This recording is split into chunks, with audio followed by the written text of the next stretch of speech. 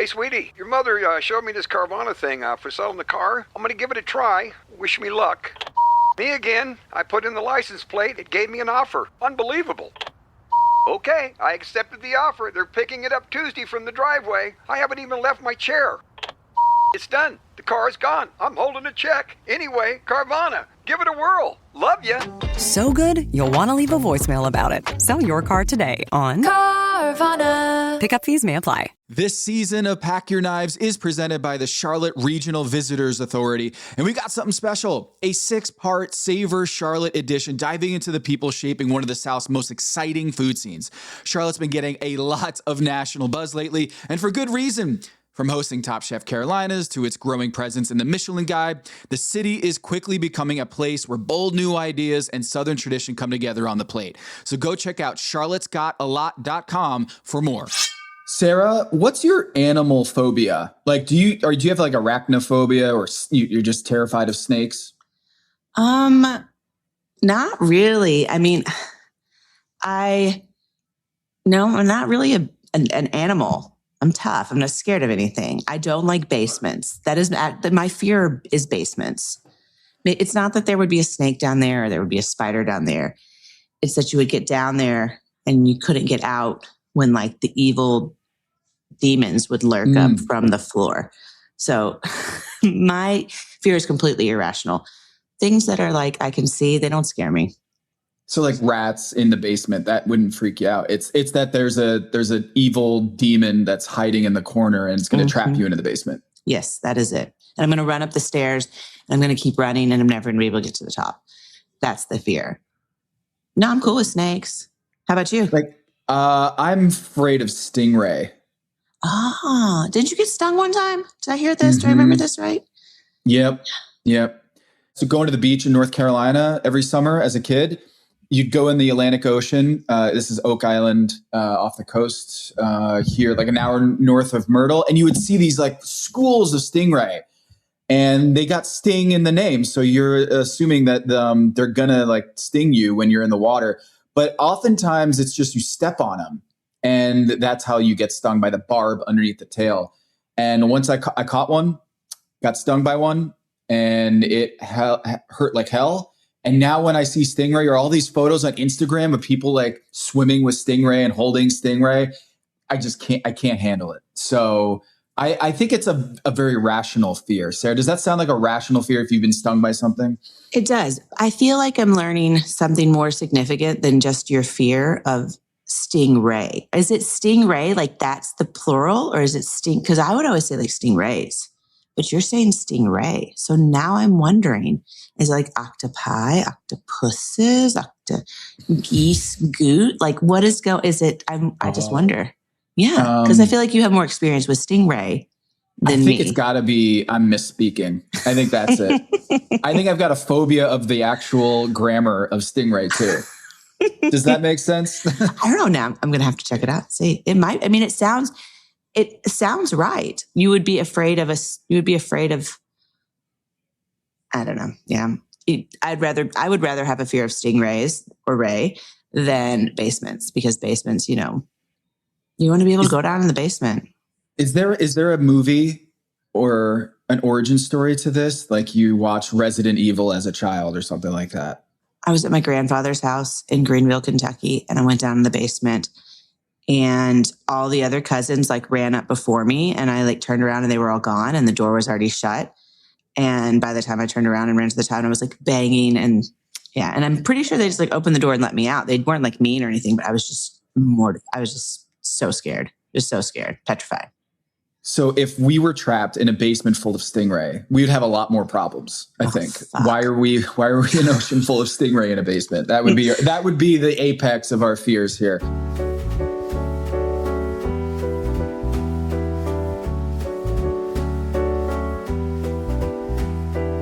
This is Pack Your Knives. I'm Tom Haberstroh. I'm Sara Bradley. Sara, all-time crash out on Top Chef in this episode by Seeger. Whoa, I know. And I don't think we got the full crash out, right? Because like you're saying on air? on air. I'm saying like all the other chef testants were just like, yeah, I think it was like a full blown, like, I mean, he asked for the rules and he was like reading them. There's nothing he could do that would help him there. You know, he had the worst dish. He wasn't going to like argue his way into winning. I don't know what it was. And he made one comment. He said, you know, me being in the bottom because the texture of my liver is a little off is crazy. And I'm thinking that's what this show's about, man. Like the littlest mistake and you're done. And your mistake was bigger than everybody else's. So it makes perfect sense, buddy. Like, yeah. I think when you look at the fact that it's down to 5 and the littlest things are going to get sent you home. And he was so tight, like so tense when he was eliminated, when he goes back and he says, what was the challenge again? Oh, yeah. Right. Oh, so highlighting the Appalachian flavor. Okay. Just checking. I was like, oh, he is not thinking. Like we've all been there when you're playing cards or a board game as a kid and you lose and it's on a technicality or something. And you just you just can't accept that you've lost. And so you're going to pull out the referee card or you're going to pull out the rules sheet. But I noticed when Jonathan was like, yo, just chill, bro. Like, you don't want to go out like this. It did seem like whatever he said out there, we didn't get the full picture because like the back and forth was tense between the judges and Seeger. But it seemed like for Jonathan to jump in and be like, yo, dude, you need to chill. You need to chill out. It seemed like there was a lot more back and forth. And when Kristen looked off, when he walked away finally, and Kristen gave the look of like, yo, it felt like there was a little more that we didn't get. Well, I did hear from a little bird that there was a lot more and that there were some F-bombs.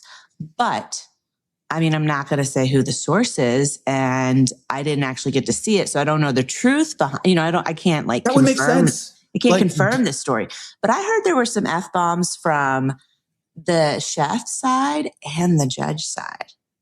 I don't know. I would, but Have you had something similar on set where it was like, oh, this didn't make it to air and it wouldn't look great on everybody, so they decided to just cut it? You don't have to get specifics, but like... I told Nancy Silverton, I mean, I feel like she doesn't probably even remember me or like, yeah. She told me that there was no ugly crying and I was like, then just, yeah. I did not like that. People are allowed to Tom cry. Hanks in A League of Their Own style? Like, yeah, like you're allowed to cry. People are allowed to feel emotions. I'm not saying that Nancy Silverton is wrong with what the world is, but that's like old school chef stuff. I feel like now you're allowed to like, we can cry when we're happy, right? We can cry when we're sad. Why can't we cry when we're like disappointed in ourselves? And that was right after Padma said, did you mean to desecrate the life of this cow, even though your husband is a cattle farmer? And I was like, no, I didn't mean to desecrate the animal. So it was a long time ago. But yes, I know that those situations have occurred on Top Chef. But yeah, Seeger, I mean, he had such a strong showing. I do hate that he had to go out like that. Would I have loved the full like access, like uncut Last Chance Kitchen is actually uncut Seeger fighting with the judges? I'd pay money for that. Well, you know what's interesting is he got eliminated, Sarah, for getting the texture wrong on the dish served to the judges, and he appealed to this, and he said, "You can go ask everybody else who ate my food," and they were like, "Well, you didn't serve us that. Like, you didn't serve us the cold pate that turned into a mousse that got all runny and didn't have the right texture." And Rhoda did. All these other people, when they got the judges walking up, they prepared the perfect dish. And the irony of this is that was his superpower in the Southern Sides episode, that he won because he served perfect pork belly to the judges and then whatever to the rest of the diners. So it came back full circle, almost that he got eliminated for the second time, for the record. And the second elimination was for something that he did and what got him the victory in the Southern Side's pork belly dish, which again, we didn't get the full picture on the episode that aired, because I think for the rest of the diners, and I confirmed this at an event I did with Laura Barrero, who was at the table with me, the journalist for Axios Charlotte.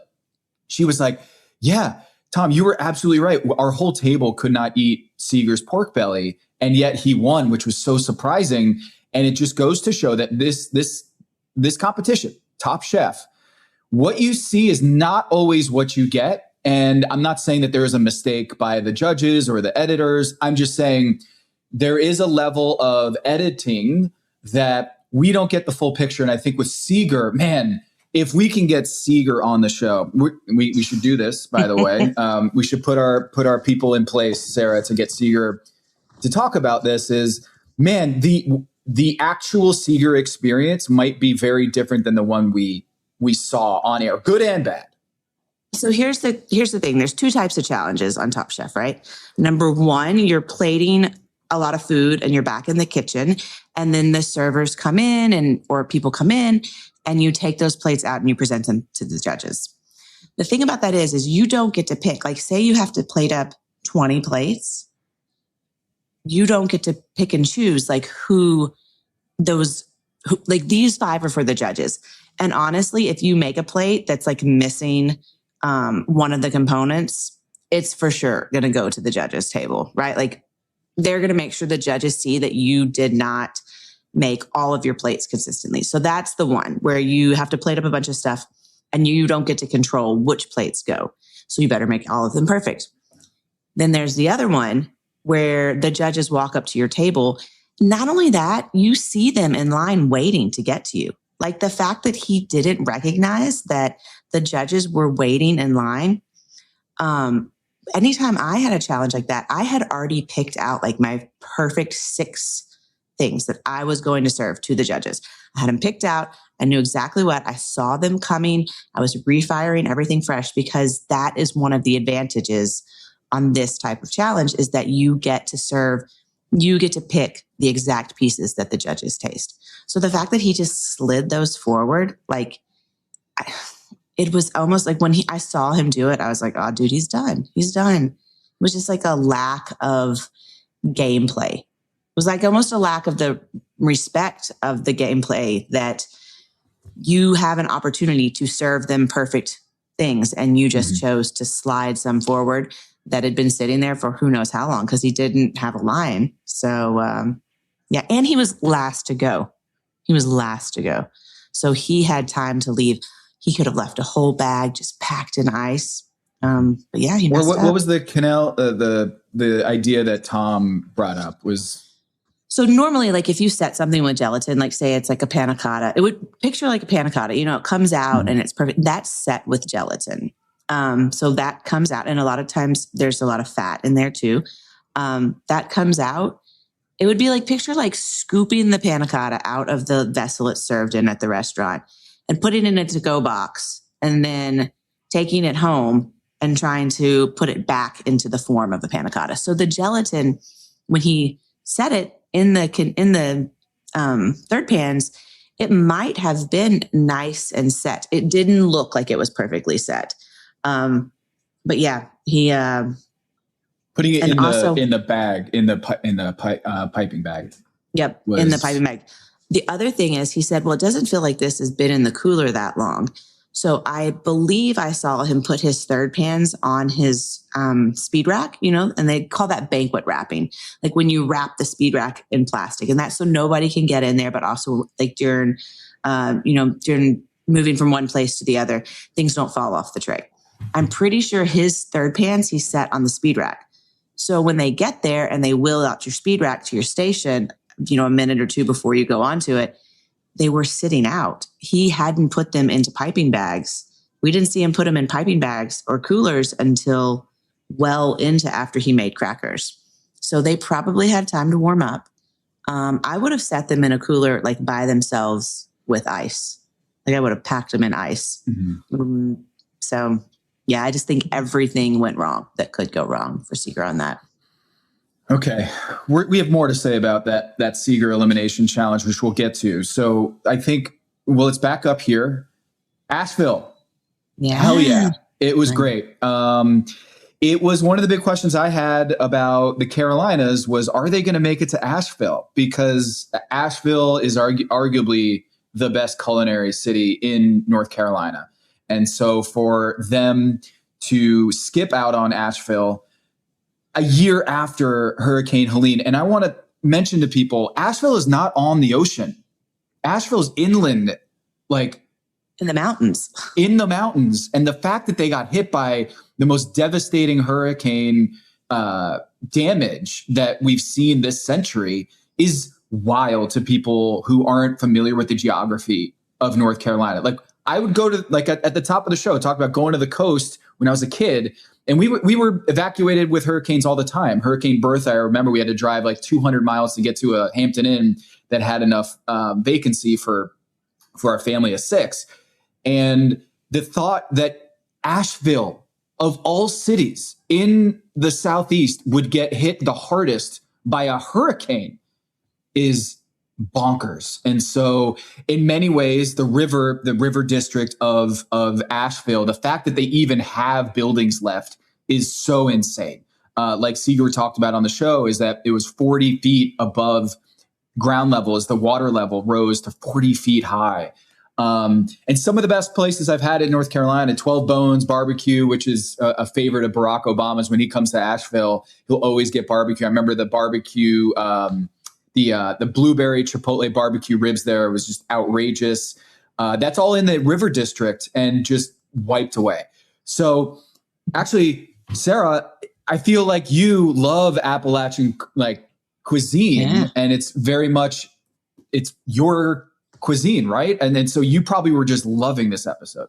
Yeah. So I grew up in Western Kentucky. So from like one side of the state to the other side of the state, I mean, you could look at it a good 8-9 hour drive if you got to get, from one side all the way to the other, maybe even a little longer. So I didn't grow up in Eastern Kentucky, but my father is from there. All of my, my grandmother, all my aunts, uncles, I spent so much time there growing up.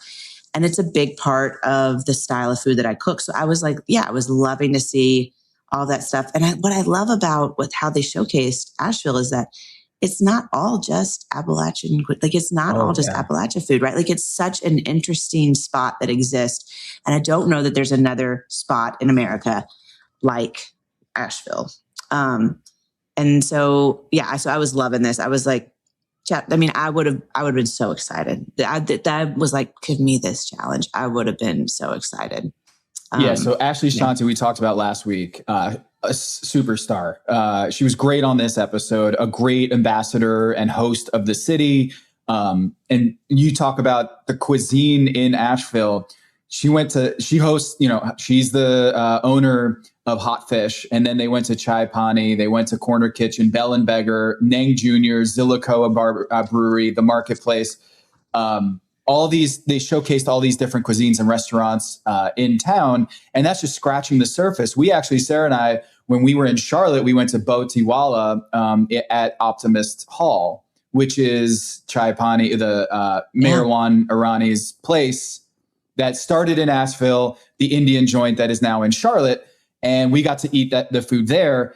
And you were mentioning, you're like, isn't this Asheville? And I was like, yeah.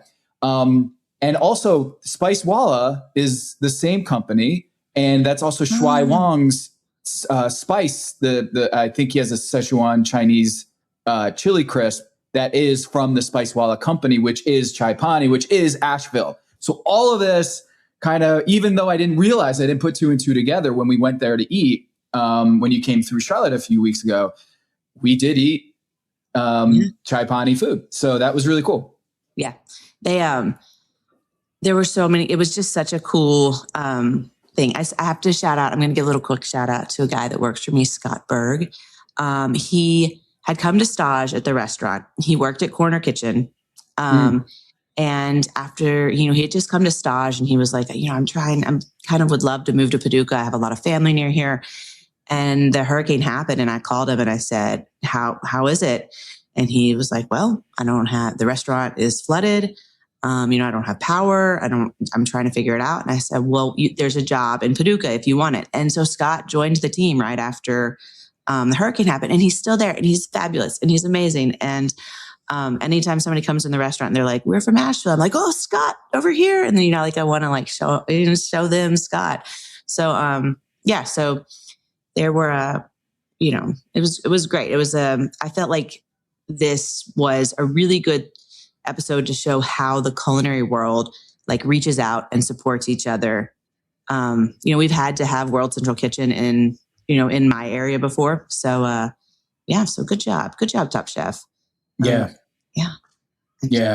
It was really good. Also, I think you can't really tell the story of the Carolinas culinary and food and the different pathways without talking about Asheville. So, I mean, it's, the Biltmore Estate, like we talked about, is one of the biggest tourism spots in the South, but that's such a small part of what makes Asheville so cool. I'm going there in the fall with some friends of mine, and I can't wait to go to some of these spots. I mean, we got more pawpaw, we got leather britches, hominy grits, fried okra, we got the tapioca. Was it tapioca kernels? Is that what it was? The tater tots that Marijuana was. Yeah, but that was, I think, the tapioca was the nod to the Indian cuisine, because tapioca pearls is not it's not a local thing. We got the pickled green strawberries, the chow chow. I've got some comments about the chow chow. We'll get to that, but it's for the geography of it all. Charlotte is about 2.5 hours away. It's 2.5 hours east of Asheville. And if you imagine an upside down triangle, Greenville, South Carolina is the middle of that triangle, is the point of the bottom of that triangle. So it's an hour and a half north of Greenville, South Carolina. So when they say, hey, we're going to Asheville, it really is close by. So it's an hour and a half from Greenville, South Carolina. Remember, Charlotte is on the South Carolina border. So if you just imagine this triangle where Asheville is the western part, Charlotte is the eastern part, and the south point of that triangle is Greenville, South Carolina. So it is very feasible that they would just do a road trip for the day to Asheville. So I had to stop and pause, and then I got all in my head about it. So they left Greenville, they drove to Asheville, and then I see them back in the Top Chef kitchen cooking. And then I see them in a forest. And so I had to go all the way back so obviously what they've done is they've gone to Asheville. They've learned everything. They've come back to Charlotte. Now they're cooking. Then they go to this place that's 45 minutes outside? Yeah, Monroe. Yeah, Monroe. The Union Exchange. Yeah. Yeah. And I was trying to figure out, did they take them back to Asheville? So they definitely were all over the place. And in my head, I was just wondering how this played out. I feel like they went to Asheville. They saw the stuff. They came back. They had a couple days off to really think about everything. And then they probably went and did their shop and all that stuff. I bet there were a couple days in there for interviews, because there were some interviews where some people looked really happy. And then there were some interviews where people did not look happy. So yes, I think there was probably a break in that, which is another reason that this is a hard one, because you have to sit there and kind of think about your dish. Yeah. Okay. I teased it already. The chow chow. So Sherry gets the advantage that she gets to choose 2 ingredients and pull them off the board, essentially. She goes for the October beans because it reminds her of the black-eyed peas, the beans that she would have back in Brazil. And she says, I'm gonna do that dish with the black-eyed peas, or the October beans. And then she pulls chow chow, which, much to the chagrin of Lawrence, because he was planning to do chow chow. And then he did chow chow. So Sara, it's a technicality, but it felt like he kind of skirted the rules there, and it didn't really get brought up. Yeah, he called it a not chow chow slaw. And I will say, I don't think coleslaw is chow chow, because chow chow is not indicative of cabbage. I think that's probably the most common one. But I feel like chow chow can be like other pickled things too. You know, like there's other pickle condiments that are chow chow. The most common is definitely coleslaw, but you have to, I mean, a lot of times you're cooking that coleslaw, or you're cooking that cabbage, not coleslaw, in like vinegars and sugars and spices. I always like to put turmeric and lots of mustard seed in mine. And I do like a bread and butter chow chow. But yeah, so I think that he could have just called it coleslaw. He didn't have to keep saying not chow chow. But I felt like he had to, like, he was like, listen, this is not chow chow. This is just coleslaw, which is totally normal. Like fried fish with coleslaw. Yeah. That's you're good. You're good. But yeah, he felt like he wanted to make sure everybody knew. He was threading chow chow. Quite the needle there, because it was an essential part of his dish, but he also knew that it was, I could see Sherry, if she was eliminated and Lawrence stayed on, I could see that being a talking point. But because Sherry, her dish was a star, I don't think it really came down to that, you know? Yeah. But I mean, if you think about when he was like pointing out chow chow, he was like, there's the pickled, strawberries and the pickled this and the pickled that. And they had like all of these things. And so a lot of them made like kind of a version of a pickly chow chow. I think that Lawrence just is the only one that used cabbage. Just call it coleslaw.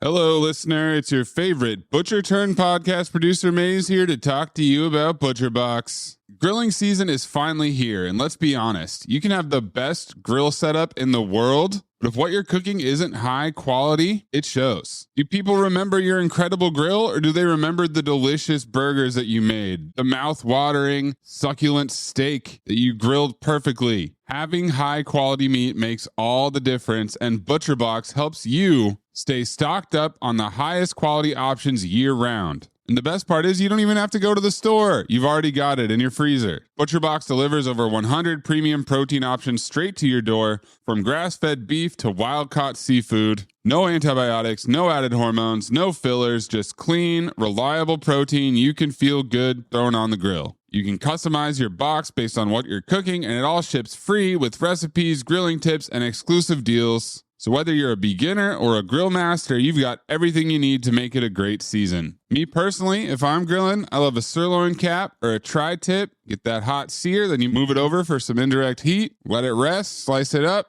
Delicious. And as an exclusive offer, new listeners can get the choice between free New York strip, filet mignon, or ribeye in every box for a year when you go to butcherbox.com/PYK. That's right, your choice of free New York strip, filet mignon, or ribeye in every box for a year, and free shipping always. That's butcherbox.com/PYK.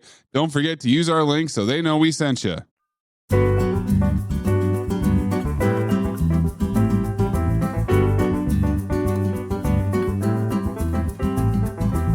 We also had an interesting Seeger moment where he suggests to Rhoda that she should put buckwheat in her chili crisp, and that was a huge star. And he goes, I'm top sous chef, which he seemed to be bright and happy and jokey before the elimination happened. And Rhoda comes with the victory with the pork and shrimp stuffed cabbage, with the pawpaw ponzu, apple butter, the puff barley with the mostarda, chili, the buckwheat chili crisp. I mean, I'm just a sucker for cabbage with any sort of chili crisp and broth or any ponds, like all of it. I was just like, oh God, that was my favorite of the, before they even went to the judges table. That one looked like my favorite one that they served. Although Lawrence and Sherry's did look really good to me. But man, Rhoda, she drew upon her Filipino roots and just knocked it out of the park. And to do it with Pawpaw, which you've been singing the praises of Pawpaw, and I'm guessing you're proud of the dish that she put up. Oh yeah, I mean that's the dish I wanted to eat, right? Like, yeah, because I could just see like that chili crisp, like it got down in every little bite of that like cabbagey roll type thing. So it was like all these little condiments and pickles and the chow chow, and I love buckwheat and the texture of it. So yeah, that's the dish, hands down, I wanted to eat. Then it would have been Lawrence. I was a little perplexed. Honestly, I also, Sherry, have no frame of reference for the dish that she served. So I was really intrigued when she cut it open and the inside of it almost looked, It didn't look like a fritter. It looked kind of dense. But it's one of those times where like, even if the judges don't have a frame of reference, how do they judge to say if it's a good version? Rule, yeah. right? That's it. Like, how do they know if it's a good version? But if it was delicious, that's all that really mattered. So, but Rhoda's looked fabulous.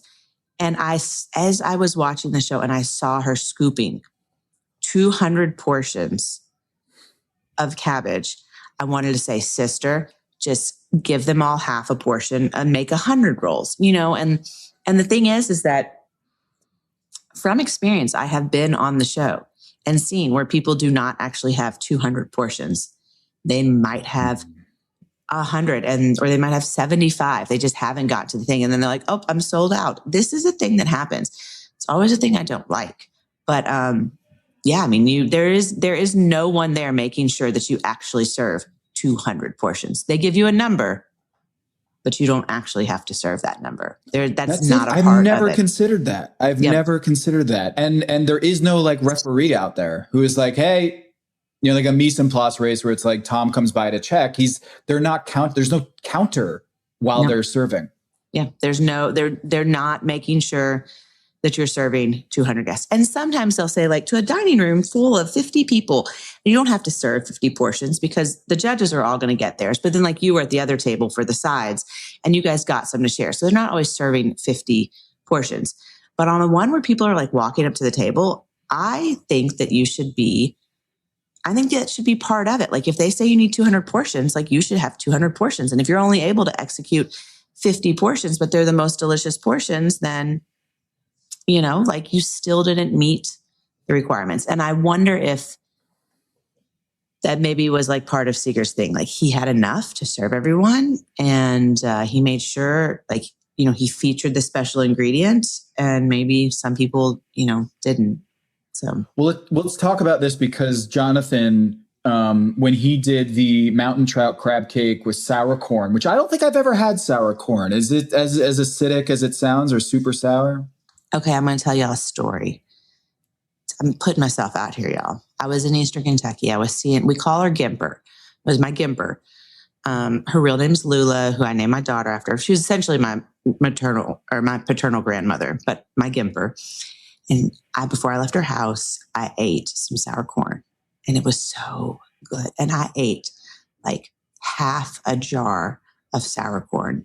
And then I headed out on the interstate to drive back from Eastern Kentucky to Lexington. And I made it like 30 minutes and my stomach was like, bruh. And I told my brother, I was like, we gotta get to a gas station. He's like, why did you eat all that corn? I was like, it was so good. I just couldn't stop. And I mean, there was a moment where I wasn't sure if I was going to make it. We stopped at the rest stop at Red River Gorge. I was like, just get me there. And didn't know if I was going to make it, but I made it, y'all. Didn't embarrass myself in a car, but I did just tell everybody about it on podcast. So, too much sour corn is too much sour corn. You were like Ace Ventura when he's like, do not go in there. Oh my God. The Red River Gorge Shell Station. Apologies. Actually there's a beautiful, beautiful, like rest stop there. It has so many memories to me, like that rest stop, like principally that memory. Yes. Yeah. Oh God, damn that. You made it. Sour corn. I made it. And I never, ever in my life sat down and ate half a jar of soured corn ever again, but it is good and it is sour. And it's because of the lactofermentation. So, it's delicious. Oh my God. It's so good. I'm going to send you a jar.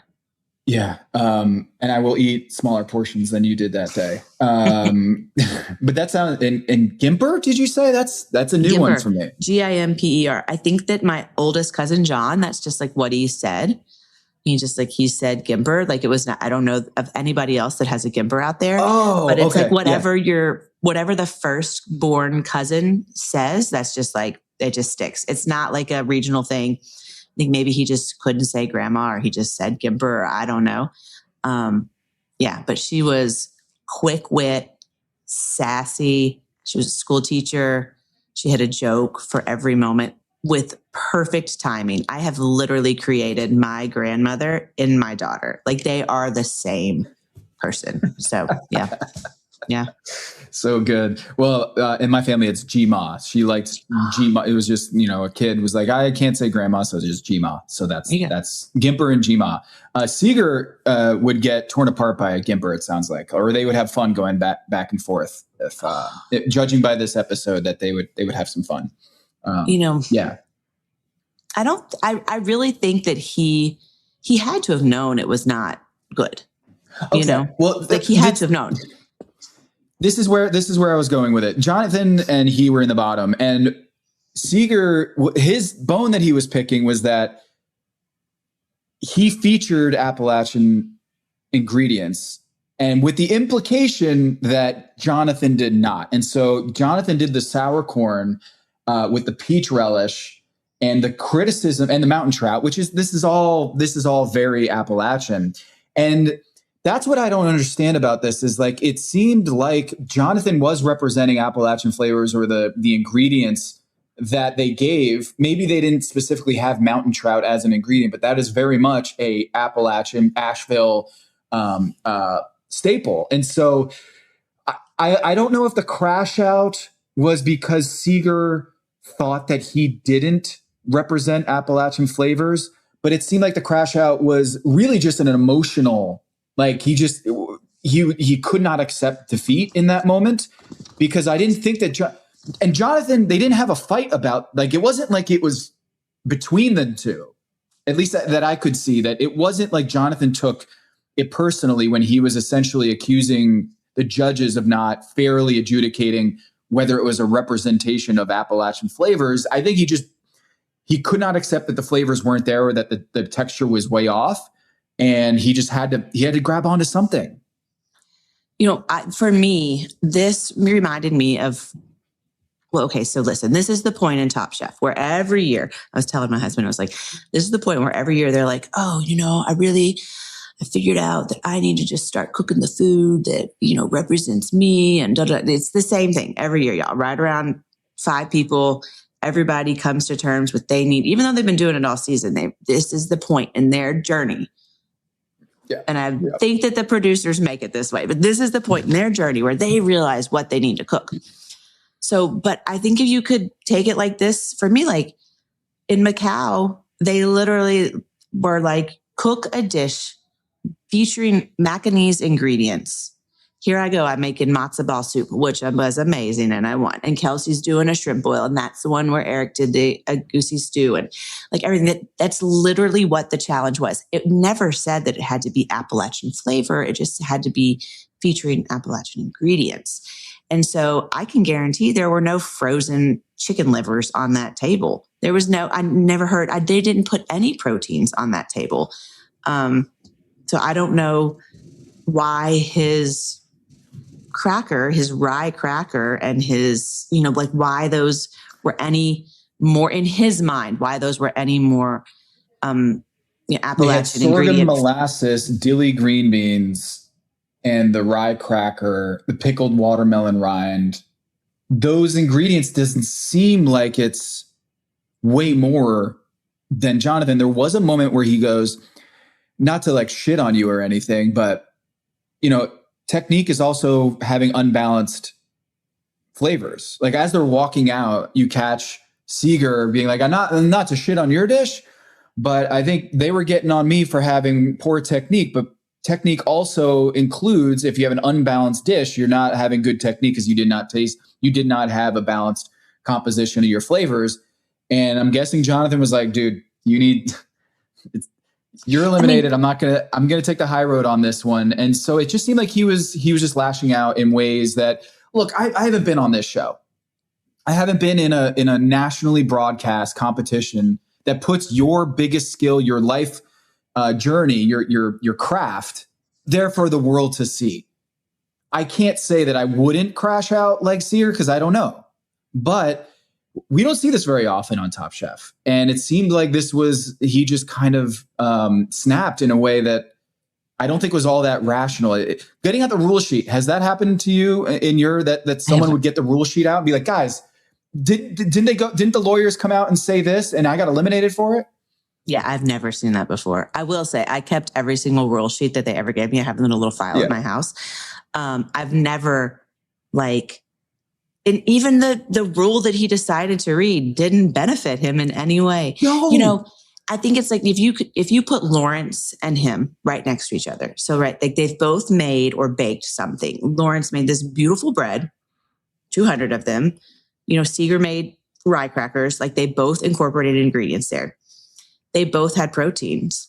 Chicken livers, I don't know what is Appalachian about that.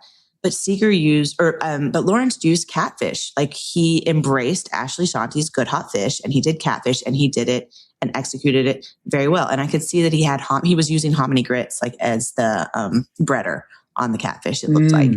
And then they both made essentially a pickle relish chow chow thing. His was with greasy beans, which is a very Appalachian ingredient, and pickled watermelon rind. Like they both did the same essentially components of their dish. They had a pickle, but just Seeger's protein fell short. Listen, Seeger, I feel you, man. I know what it's like to fuck up liver on Top Chef. Yeah. I know what it's like. And it is always going to be, we have seen it time and time again. You got to nail the protein, right? Because they said that his trout cake was good. They said it was delicious. So they were impressed that he made 200 portions that were pankoed on each side. And then he nailed the protein and you didn't. So I felt like it was a pretty obvious choice right there. The whole time, Sarah, I was like, there's no drama here. Seeger's going home. Like he had nobody in line. It was clear that the people didn't like it. And then he also screwed up the pate mousse texture of it all. And so I remember watching this episode, Sarah, and saying, it's obviously Seeger. And this is one of those cases where they have to drum up the intrigue of the suspense of like, is it going to be Jonathan or Seeger? Where everyone there was like, yeah, it's going to be Seeger going home, which is also why this particular emotional meltdown was so interesting to me, was because I don't think it was all that close. And the judges didn't either. They were like, dude, they were all successful. Yours didn't work and you're going home for it. And he's like, I'm giving feedback to your feedback. And it just didn't seem he had like a leg to stand on, and maybe his feelings were hurt. Like people didn't like his food, and like he was like going to like stand up for it. Like, this is a great dish. No one here understands. Like, here's the thing about in a restaurant. You might put a dish out and you're like, this is a fabulous dish. And you sell 30 of them on a Tuesday night. And you're like, everybody loves this dish. And then the next day you come in and you're in lineup and you're like, how was it, you guys? They're like, well, the people bought it. But there's like, they were leaving like this component completely untouched on their plate. And so in your mind, you're like, oh, I've made this great dish. And you think, you've tasted it. But then when you get it to the people, they're really the ones that are going to decide whether or not it's a great dish. No one was in line. I'm sure they all came, they ate one time, or maybe some of them didn't eat at all. But the soppy, soupy chicken liver couldn't have looked appetizing, So it's like, I think it's one of those times where like he was proud of what he put up, but the people, they bought it, they just weren't coming back for it. They weren't feeling it. And I think maybe he was like a little offended or a little, I hate to use that word, but a little butthurt or whatever, that they didn't like it. And so he's also pretty pissed off too, that they brought him back just to eliminate him again. Like I would be a little sour. I'd be a little sour corn about that. What? I'd be a little half jar of sour corn about that. Wait, so you think that's part of why he's so? Yeah, I mean, you put your heart and soul into it. You would expect a runway to the finale? Like, I don't know. I don't think he thought he was going to get a runway to the finale. Seeger, I don't know. I don't get it. I mean, well, let me ask you this, because I do think that this is part of the reason why he got sent home, which we haven't talked about yet, is you've got to think about Top Chef and the challenge in the summer heat outside. What is the dish that I want to produce that honors Appalachian ingredients? You land on chicken liver pate. That seems like a cardinal sin right there at the very base of it. That explains why he went home beyond the letter of the law. I think he realized in his head that was a bad idea, but I can't make it about the bad idea because that would accept responsibility and be accountable for the mistake. But isn't that the biggest mistake of all, that he did chicken pate for an outdoor summer event in the middle of the summer? That feels like a miss. You know, Ashley Shanti probably had the best comment about pointing out like a technical thing. She was like, but yeah, you've got your hot hands on the piping bag. So every time you pick up that piping bag, you're making it warm again. And then you're piping it into a really small portion. So it's like the heat was just killing it. You know, he could have done fried chicken livers and people would have loved it. You know, I love, do you like fried chicken livers? Don't think I've had it. Oh, shut up. When I was pregnant the first time, yeah, maybe both times. All I wanted was like a beef tartare. I wanted fried chicken livers. I would drive to this KFC like 30 minutes from my house so I could eat fried chicken livers. Then when I found out the gas station down the street had them, fried chicken livers. I go in for like my whatever checkup and they're like, just, you know, you are super anemic. Like you're going to have to start taking iron supplements. And that's why I must have just been like craving like raw meat and chicken livers. But fried chicken livers are one of my favorite things in the whole world. The next time you're going, if you stop at a gas station and you see fried chicken livers, I want you to get some and eat them because they're the best. But Seeger didn't do that. He didn't do that. And that would have totally resonated with that crowd, like a fried chicken liver. I mean, yeah, that's like, because Appalachian cuisine, very similar to like Jewish cuisine, is about preserving things and using inexpensive cuts. These are cuisines that are developed and created out of necessity. Like these are what you have and this is what you do. So nobody there would have ever been like taking chicken livers and cooking them to 135 and setting them with gelatin. And he could have just made like a classic chicken liver. He didn't even have to cook it in the oven. He could have made a classic chicken liver and it would have held its texture just fine.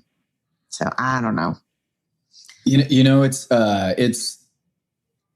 always when you see someone who loses be like, I'm not mad about it. I'm not mad about it. I'm definitely not angry. Definitely not angry. I can brush this off. Like he said that at the judges table. He's like, I can brush it off. No, it's fine. It's fine. I'm not upset. I'm not going to take it personally. You are clearly very much taking it. It's like when someone says, no disrespect, but that was the worst fucking dish I've ever eaten, Sarah. And you should go home and never cook again. No disrespect or anything. Like you can't lead off by I'm not mad about it. It's fine. I've said my 2 cents and we're just going to leave it. And I had the same note that you did, which is when he read the rule sheet and he was like, I've got it right here. And he read through it all. And I'm like, and like the 15th thing down was like showcasing the specialty ingredient. And everybody did that, Seeger. Everybody did that. And that's what Gail said, was like everyone was successful on that front and they had successful dishes. And it's going to be, yeah. Look, he had the second life without actually having to win last chance kitchen. Mm-hmm. And he said that he's like, I got eliminated twice. I came back. I had a good run. I'm happy, whatever. That's where I was like feeling what Jonathan was saying was like, don't go out like this, dude. Don't go out like this, because you did come back. You came back into the competition. You won a couple challenges and you did a really good show. You got to the final 5. Go out with honor. And that didn't happen here. So, Again, and I don't want this to be like bash on Seeger, but which it feels like I'm not bashing on. We've got to establish that Seeger did a really good job, but we have kind of seen him be the negative Nancy the whole way through. Like even sometimes when it was really comedic, like when the children were there, or like there's other times where he's like done stuff and he like makes these comments about how he disagrees with the judges.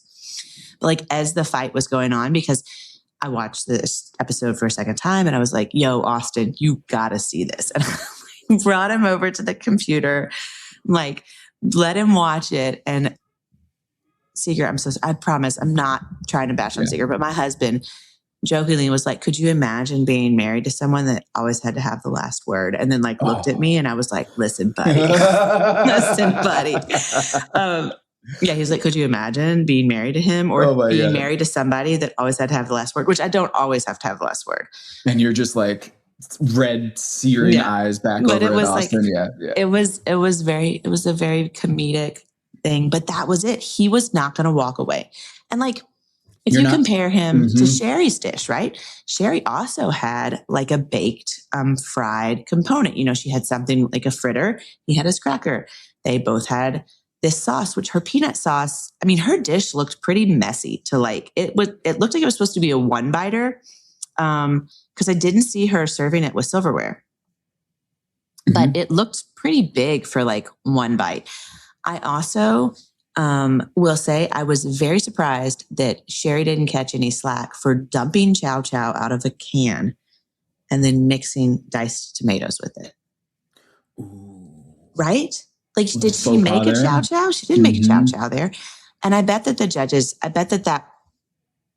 I'm wondering if that existed somewhere in the realm that we don't see on TV. Like, they don't love when you just take something. But then I also think about a lot of these people had just bought a bunch of preserved or pickled items and then kind of like mixed them all together to create their own, which I'm telling you, that would have been a time saver. But she just made like a pico de chow chow, I think is what she called it, something like that.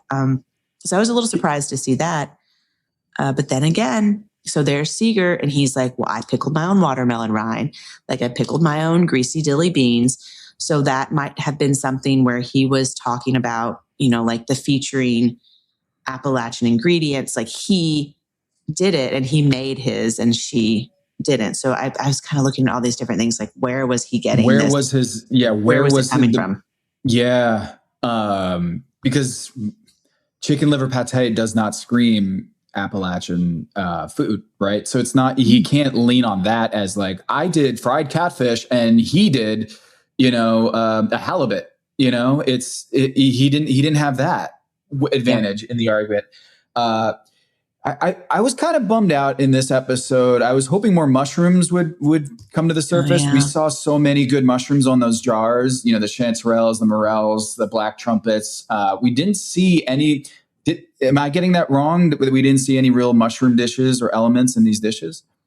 I mean, I'm going to guess that they were filming I know when they were filming, right? And that's not like, it's pretty hot at that time. It's not always the best time for it. I think also they had a pretty dry season. I think it was pretty dry, like around, I know in Paducah that like August, September, that area is pretty, you're missing some rain. So I wouldn't think that it would be like a huge mushroom season there.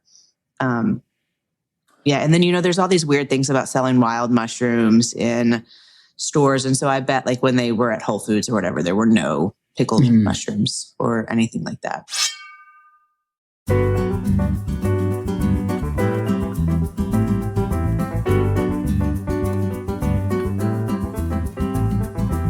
Big win though, no licorice root. Loved that they didn't have to cook with that. It was on the table and I'm not a fan of anything licorice. And you know, it's my favorite. Like my favorite flavor. Yeah, I know I don't want to say, oh, what would you have done in this episode? But I'm just reading out the ingredients here that I got to see, and you can tell me if I'm missing any. Paw Paw, Leather Britches, which is a great band name. I would love to have. I would go to Asheville to the Orange Peel and listen to a band called the Leather Britches, which seems like a super, I don't know, just having dried beans hanging in the shop and being like, oh, those are the Leather Britches. I didn't know about Leather Britches until I watched this episode. So there's that. Fried okra was on the dish at Chai Pani, and then the tater tots, which, you know, like you said, those are not local cuisine, but there's chow chow, sour corn, sorghum, dried beans, licorice root, dried apples, morels, black trumpets, chanterelles, and I must have missed something. Well, there's the pickled green strawberries that they also featured at Marketplace, or not Marketplace, but they were there. The hominy grits. Is there anything that you were like, oh, I would have loved to have cooked with that on this episode? No, I mean, I think that, I wish they'd had I wish they'd incorporated a few of like the kind of standard, like sweet Appalachian things. Like, okay, so my favorite sweet Appalachian is potato candy. So you like bake a potato, you take it out, you mix it with powdered sugar until it like forms into a dough. And then you patty that dough out and you smear peanut butter on the inside and you like roll it up. So there's a lot of these ingredients that are like, or dishes that are very Appalachian that are very, very simple. And so they just kind of exposed them to the ingredients and then they were going to let them go on with it. So I don't know. I mean, I would have been super happy about it. I will say if you're not from there, you probably have access to October beans and you just don't know. Other places, they call them cranberry beans. Like we're on Western Kentucky, we call them horticulture beans. So they're those beans that have like that purple like speckle on the outside. And then when you cook it, that speckle goes away. And they kind of get like this reddishy gray color to them. But I mean, that was probably the most seasonal ingredient that got used there, where she really embraced like a very seasonal ingredient because there weren't a lot of fresh things on the table. Not a lot of fresh stuff. Most of it was all dried, pickled, stuff like that. So I thought it was a super smart move when she pulled those October beans. That's probably the ingredient I would have wanted to use the most. Speaking of the akarage, the dish that she put together, on the little description said garlicky shrimp. I think garlic needs a K. Garlicky? Like the garlicky H-A-R. Shrimp, they added a K. You know, when you say garlic, there's no K, right? There's in the spelling of garlic. But when you say garlicky shrimp, do you spell it Garlicy? No, because that doesn't work. So they throw a K at the end of garlicky, or like it's garlicky with a K. And then I was like, maybe garlic should just have a K on it. You know what? I am wondering, and I'm sorry to keep bringing it back to Seeger, but I'm wondering now if he was focused on Sherry, right? At what point I know I just said peanut butter candy, but we didn't see anything about peanuts, and she made a peanut sauce. Shrimp is as far as you can get from a mountain ingredient, right? Like really, other than like the chow chow that she store bought and the October cranberry beans, that was it. She didn't feature a lot of stuff. Like, come on, shrimp in the mountains. Like, I wonder if he was focused a little more on her than on somebody else. I don't know. And now I got to rewatch. Like, was he looking at Sherry, or did the edit show Sherry's face when he was complaining about things? I didn't pick up on this until you mentioned it, that he might have been not directing his venom for Jonathan, but maybe it was for another chef that didn't really represent the flavors. But she got the first pick. She chose those ingredients, and they were in the dish. And if they were, just straight dumped out of the can, I could see Seeger being like, I mean, that's pretty easy what she did. She didn't really cook the ingredients in the ways that I infused it with all the elements. And so maybe it was that he had the knives out for not Jonathan at all. Yeah. I don't know.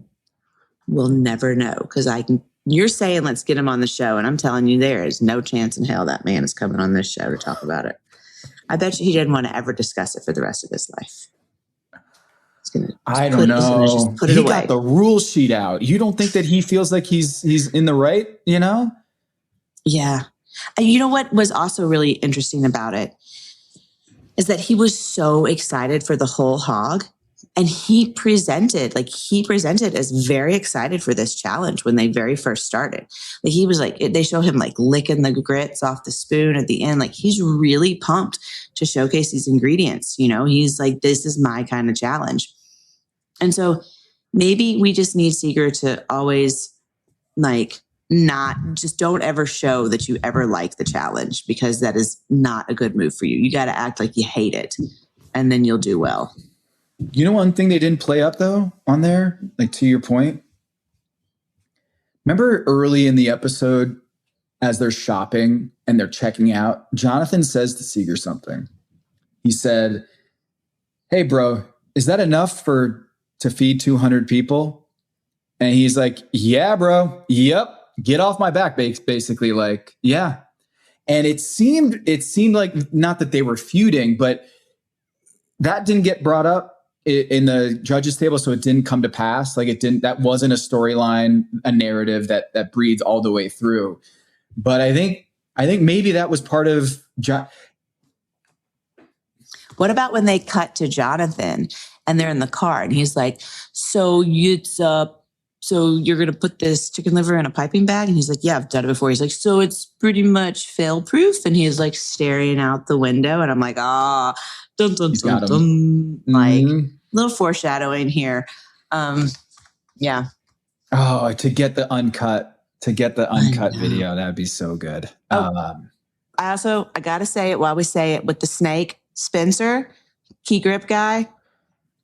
That is like, he's so cool. So all those guys, they all Spencer wear like Farr. Let's give a shout out to Spencer Farr, the swing grip and snake charmer, as they call them on the show. So you actually know Spencer from a personal experience. Well, he's been on the show for a while, and they're very easy to recognize, like that part of the crew, because they have these like really cool jumpsuits that they wear, that, like, so they all match. So like they're like really stylish and cool. So when he jumped in to grab that snake, I was like, oh yeah, obviously he's like one of the coolest dudes on set. Like it feels like he was like, oh yeah. And that snake's not poisonous. It's just a rat snake. Like it's not going to hurt you. Maybe it bites, but I don't really think so. It does bite. And so that's why when I watched Spencer grab it, he didn't grab it by the head. He grabbed it by like the neck, if there is such a thing, like towards the head. But for sure, that snake could have bit him. Like, if I were to get that rat snake, I would have pinned the head down first. And this happened to me the other day. I think I told the story, is that my daughter almost stepped on a rat snake while we were in the mountains, or at the Whitewater Center in the woods. And I was like, do I grab this thing and move it away from the trail or what? And I was thinking in my head, I don't think it's poison. It's for sure not poisonous like a copperhead, which you'll see in the Carolinas. But that grab, super impressive, because that thing could have bit him for sure. Yeah. Could have bit him, and it's not going to be fun, regardless if it's poisonous or not. Those teeth are going to hurt. So that was didn't even faze Tom. He's like, watch out for that snake right there. Yeah. And it was on Lawrence's like shoe. It was on his foot basically. And so, and if you don't know a black snake from a cobra, in that moment, I'm jumping too. You know what? I don't have a fear of snakes. This is where we started the episode. I don't have a fear of snakes. I don't have a fear of spiders, which is very helpful in an old North Carolina house. That when we saw like a 3-foot long snake skin deep in our basement once, and my wife was just not having it. Whereas me, I'm like, this is pretty cool. Actually, this is like a little science, museum here in my own house. Then, if there was a stingray in my bathtub, I'd be really upset about that. So, luckily I don't have that problem. But yeah, the snake thing was good, but really, what's also interesting? They did not really tease this fight at all during the show. They teased the snake a lot, but they didn't show like the retorts from the judges as part of like a dramatic trailer for Top Chef. Am I getting that wrong? Like it feels like in the preview episode or the preview of the episode or in the summary montage of the season in Carolinas, I don't think they were playing up this interaction in a way that maybe the first 5 years of Top Chef, they definitely would have been playing it up. Yeah, I mean, I think that Top Chef has moved away from the drama, right? Like the Real Housewives of it all. Yeah, if there is drama, it's because you created it yourself. Like they're not putting you in situations where those things might happen. But also, I don't think that like, I just don't think like, it's not something they want. I don't think you want to be like watching all season long. Like, is this the one where they fight? Like, I'm glad that they didn't show it. I'm glad that we didn't know about it because I didn't want to know. I didn't want to be like, is this the one where somebody's going to fight? Is this the one where someone argues with the judges? I just enjoyed it. But when it happened, I was like, oh shit, like this is good. Can I ask you, so the executive producers like if you're Tom Colicchio or Gail Simmons or Padma, you become an executive producer after so many years of being on the show. Is that for like veto rights on airing on something? Do you have more power in how it gets edited if you are an executive producer? Like, what does that get you besides probably awards and money? Is there a editing benefit to that too? I don't know. I mean, I don't know. I don't know what it gets you. I mean, it definitely gets you more money. But Yeah. I don't know. I don't know what it does, because I wouldn't think that, I wouldn't want them to have too much power as an executive producer, because I wouldn't want them to be making decisions based on like someone's personality or what they bring to the table or what they bring to the party. I like so much that Top Chef is about, you serve the best plate of food, you win. You serve the worst plate of food, you go home. And that's it. So yeah, I wouldn't, I don't know. Does an executive producer get, I'm typing it in my phone right now. Well, I would imagine it's different for different shows, but I think maybe in the earlier years when the judges didn't have that kind of power on the show for good reason. I mean, it's not 20 years down the road. I'm guessing that maybe they air that because that's the time and place when like Real World, Road Rules, all of those Survivor, all of those reality TV shows, a big ingredient of that was the interpersonal drama and just the yelling at each other. And so back then, maybe they wouldn't have aired this or teased this in the same way that they did this year. Yes, executive producers. Don't read the AI overview. Don't do that, Sarah. It says they do. It says judges like Tom Colicchio and Gail Simmons hold executive producer credits and have direct input on how the episodes are crafted. But it does. Is that a Gemini? Is that it? That's straight up Google. The thing where like it doesn't even allow you to search more, like now it forces you into this little box. It won't just let you scroll down for all this shit. But yeah, I mean, you would think that would be how it's, yeah. Yeah, I mean, I'm with you. I don't think that Top Chef should be marketing its show as like a scream fest, because there's plenty of those food shows if you want it, right? You have to find your own place. And I will say, in the theme of this episode, we've got more education about cooking technique and ingredients on this episode than we had at any point in this show. And part of it was because there was no quick fire. We haven't really discussed this, but there was no quick fire. And so you got to see so much of the culture and the food culinary story of North Carolina and Asheville in ways that maybe a quick fire challenge would obstruct that. And so this wasn't the most, there's not much scoring at all in this episode. And I actually think how many points did you get, Tom? Sorry, that was like an evil laugh.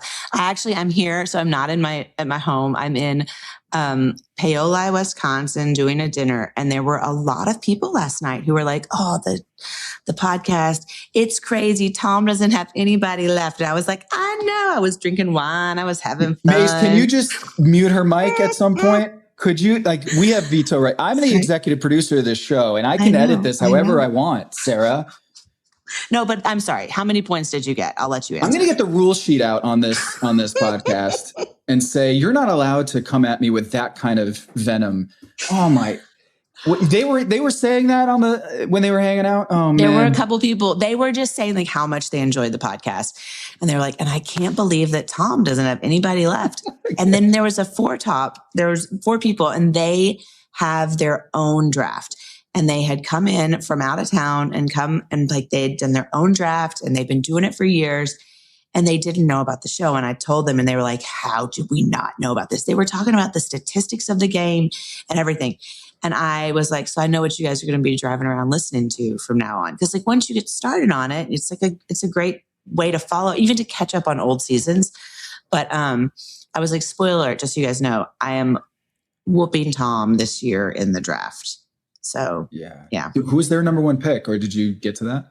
Oh, I didn't ask. Yeah.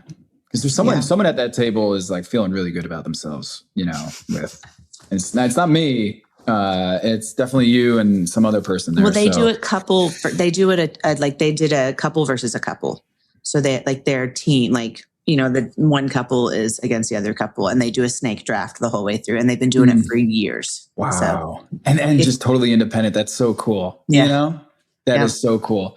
Yeah. We've, it's one of my favorite moments when people are like, wait, how have I not been listening to this? I'm downloading it right now. And it's not like, sometimes you'll see people being like, oh, I'm downloading this, wink, wink, nudge, nudge. And then they, you know, whatever, they're just being nice. But some people are literally like what you're describing, saying, how have I not had this in my life? Because this is how I watch the show. So that's why we have it. And that's why, you know, Sara, this has been such a fun season to do it with you. And even though you've got... How many points? How many? Okay, we're going to do it. All right. It's 174 to 44. 174 to 44. I didn't get any points this week. You know what? I did better this week than I did in the previous 3 weeks. Because there are no negatives. I bet you do that well. You could say from here on out on the last episode, you could say, you know what? I had my best week. The last half, the last, you know, third of that third final. What do you call that in hockey? Period? Third period. They have 3 in hockey, right? Yeah. Mm-hmm. Like, man, I didn't have a single point count against me. Like, that could be your thing. That could be, you know, you decided. Yeah. I didn't lose any of my minutes while I was out on the floor. I didn't have a negative plus minus. I had no minuses. So there you go. I had my best week in weeks. Mm-hmm. You know what? I would be willing, because of Seeger's attitude, to take him as like a quick fire loss this time. Give him like I would do that for you. Oh, you would? I would take a couple extra points off Seeger because of his attitude. Oh, okay. So you want it to be 172 to 44? You're granting me that? That sounds better. Yeah, I'm good with that. Wow, you're so sweet. I wish that Red River Gorge bathroom was just a couple of 100 feet away, and you'd have a bridesmaids moment at the gas. It would have been. God, could you imagine if sometimes you go, we were driving out here we drove up to Wisconsin, and we like got in, we stopped at a rest stop, and like the women's restroom was like closed for cleaning. And my daughters were like, no, but they had a family bathroom. So we hustled our way in there. But yeah, you know, well, I'm excited to see, I'm really enjoying Jonathan. Like, he is funny. I'm glad he made it this far. You know, I like him so much better without his brother around. No offense, but I feel like I get to see, like, he's a really successful chef, and I feel like I'm getting to see like why he is so successful. I think I don't know. Do you want to just go through your whole team and talk about why you're so excited that they made it this far? Is that what we're going to do? Can we talk about Rhoda real quick? Oh, you know who I really love on the show is Lawrence. I feel like we're not talking enough about Lawrence. Sherry's pretty great also. Yeah. Yeah. Wait, John, I will say, as we go out, Jonathan, I don't know if I would have handled it as well as he did when Seeger is basically trying to throw him under, or trying to stay. He was under his breath being like, dude, chill. You know, like it seemed like he has a twin brother that he's had moments where he has to kind of like pull him back a little bit. You know, that's the kind of guy who manages a bunch of restaurants, because like he's a culinary director of a large restaurant group. That's the kind of guy that's a father. He's like, you need to like sit down. You don't want this to be your legacy, man. Like, you don't want this to follow you wherever you go. You need to like, this is just kind of, man. I mean, I say this, there's a rookie for the San Antonio Spurs, who in the last game got a lashing from his coach. The coach pulled him aside and just grilled him. And there were people roasting this rookie because he got teary-eyed. He was like getting emotional and was like in the middle of the Western Conference Finals. And I love that. I love when someone is emotional about it and hurt by those words. Not that I like when, there's emotional abuse or whatever, like that didn't veer into that category. But what I want to say is in some way, I like that Seeger lashed out because he cared so much about winning. Like he really wanted to win and just was not cognitively accepting the defeat. And so part of me is in a way that I kind of like when they're dust-ups in sports, because I want the players to care. I really want them to be emotionally invested in the outcome of the game, because as viewers, we want Seeger to really fight for himself on the show. Did he fight for himself in the best way possible? No. But I do think that it was representative of things that I think Top Chef over the years had lost a little bit, is that they're too nice to each other, that they don't like, oh, I was happy I came here and told my story. I really wanted to win. I didn't think I should have gone home. I really wanted to get to the finale. And that's whether it was presented in the best way, in the best light possible. I think we can all agree. No. But there was a moment that I was like, I really like that Seeger cared so much about wanting to compete at the highest level and make it to the finale, that he was eliminated right then, that I actually enjoyed how much passion came out. You know, if I think back on all the times, the top 5 is when it gets like, it's not friendly anymore. You know, I mean, it's still like, it was a little different with Kelsey and I, but like all the other times, like you get that like top 5. It's like, so, because you know that by now there's most likely going to be 3. You don't always know. There could just be 2 cooking in the finale still, but I feel like there's always 3 now. But you're like, there, you just got to make it through that one. And then you're like on the home stretch. But not only that, your odds get better every time. So like now you only got to be, just not the bottom out of 4. It's all the way down to the very end. You don't have to be the best. You just can't be the worst. And so when you're that close, but I do think that Seeger's dish, without even trying it, just technically I could look and see that was probably, I think that was the correct choice on the judge's part. And I hate that he didn't feel that way. But, now we're going to see 20 questions with Tom. I love that episode. And I love how much Tom just... Happy Tom. Oh, it's like happy Tom, but he's like so disgusted by every question. Like, how could you possibly think there is Tuscan kale in this dish? Yeah. So the 20 questions for Tom. Can you... what is the game that is about to be played? Well, I'm pretty sure he gives them a dish. Like he cooks up a dish and they all get to taste it, but they know nothing about what's in it. And then they have to replicate that dish. And you only get collectively the 4 chefs will get 5 questions or whatever it is. And they have to like whittle it down to figure out the dish. And it is kind of like the blind taste test where you have to really, you have to know your palate, right? You have to know the food. And so it's a really fun game. Yeah, I'm excited. Especially with Tom, because Tom, like, of course, is just going to have so much condensation and condensation. Is that the right? Condemnation? Not condemnation. Condensation is like when your cup sweats. Well, yep. That's also what it is when your cup sweats or your, when you're sitting in a car for a very long time. Yeah, like your cup gets all sweaty. Or like, you open up the... Why am I having... He is going to just despise their questions. Condescending. Condescending? Condemnation? I don't know, man. It might be the same thing.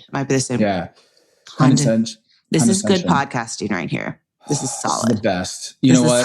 I've rescinded my executive producer role. I have demoted myself. So, okay, I am excited for next week, and we're getting to the home stretch, and I had my best week in weeks. So, for Sara Bradley, I'm Tom Haberstroh, and this is Pack Your Dives.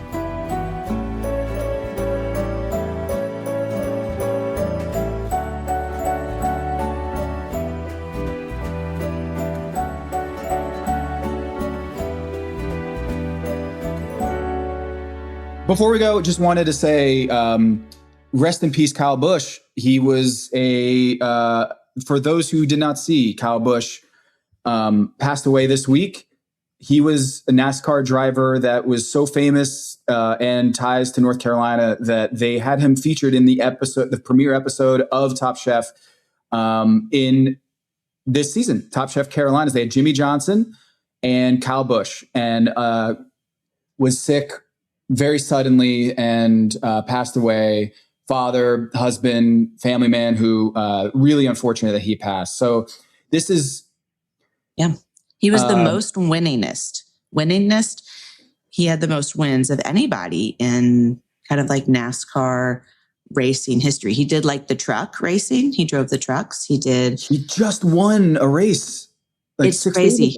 He was huge. It's really a loss. His brother also wasn't like a driver and had to retire because of like concussions. But yeah, man, like what? And he's young, and he probably was on his way. And not that he wasn't already one of the best. I mean, he was like, he's a legend. So yeah, it's really sad. I was like, oh wait, that's Kyle Busch was on Top Chef this season. And it just the cosmic full circle of it all is that this week was the Charlotte race. The Charlotte Motor Speedway hosted the NASCAR race this week, and they honored his family, and it was a really touching moment. And I could not believe the news. And so for the Top Chef fans out there, you might not realize this, but that was one of the two drivers that was featured in that premiere episode. So rest in peace, Kyle Busch, and thoughts and prayers to the family, and want to honor him. And we will be back next week on Pack Your Knives we're hitting the home stretch here, Sarah, and we're having another, so we got Jonathan, we've got Rhoda, Sherry, and Lawrence, and one of them is going to be going home next week. Solid team. I'm sorry, I can't help it. I can't. I think that what we really want to know, we stick in blind draft, or are you going back to after the first episode? We need to know what the listeners want, because I know what I want. I know. I think we're going to do blind draft. Yeah. I think we got to do it. Mm-hmm. Yeah. I think I've learned that it doesn't do any better watching the first episode, and in some ways, it's more fun to do a blind draft. So it took a lot for me to say that.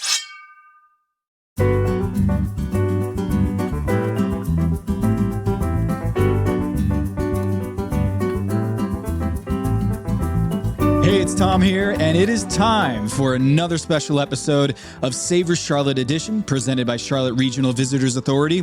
We're joined by Chayil Johnson, who you might recognize from his appearance as a guest judge in the season premiere episode of Top Chef Season 23 Carolinas. He's the executive chef of Community Matters Cafe in Charlotte and a James Beard nominee for Best Chef Southeast. Chayil, which is spelled Chayil,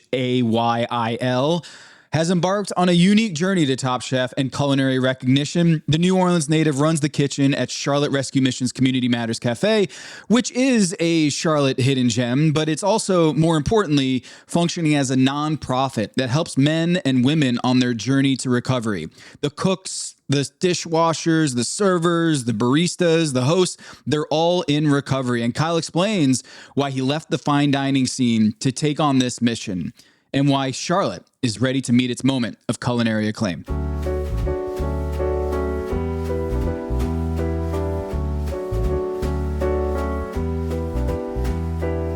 Chayil Johnson. What's going on? Welcome to the show.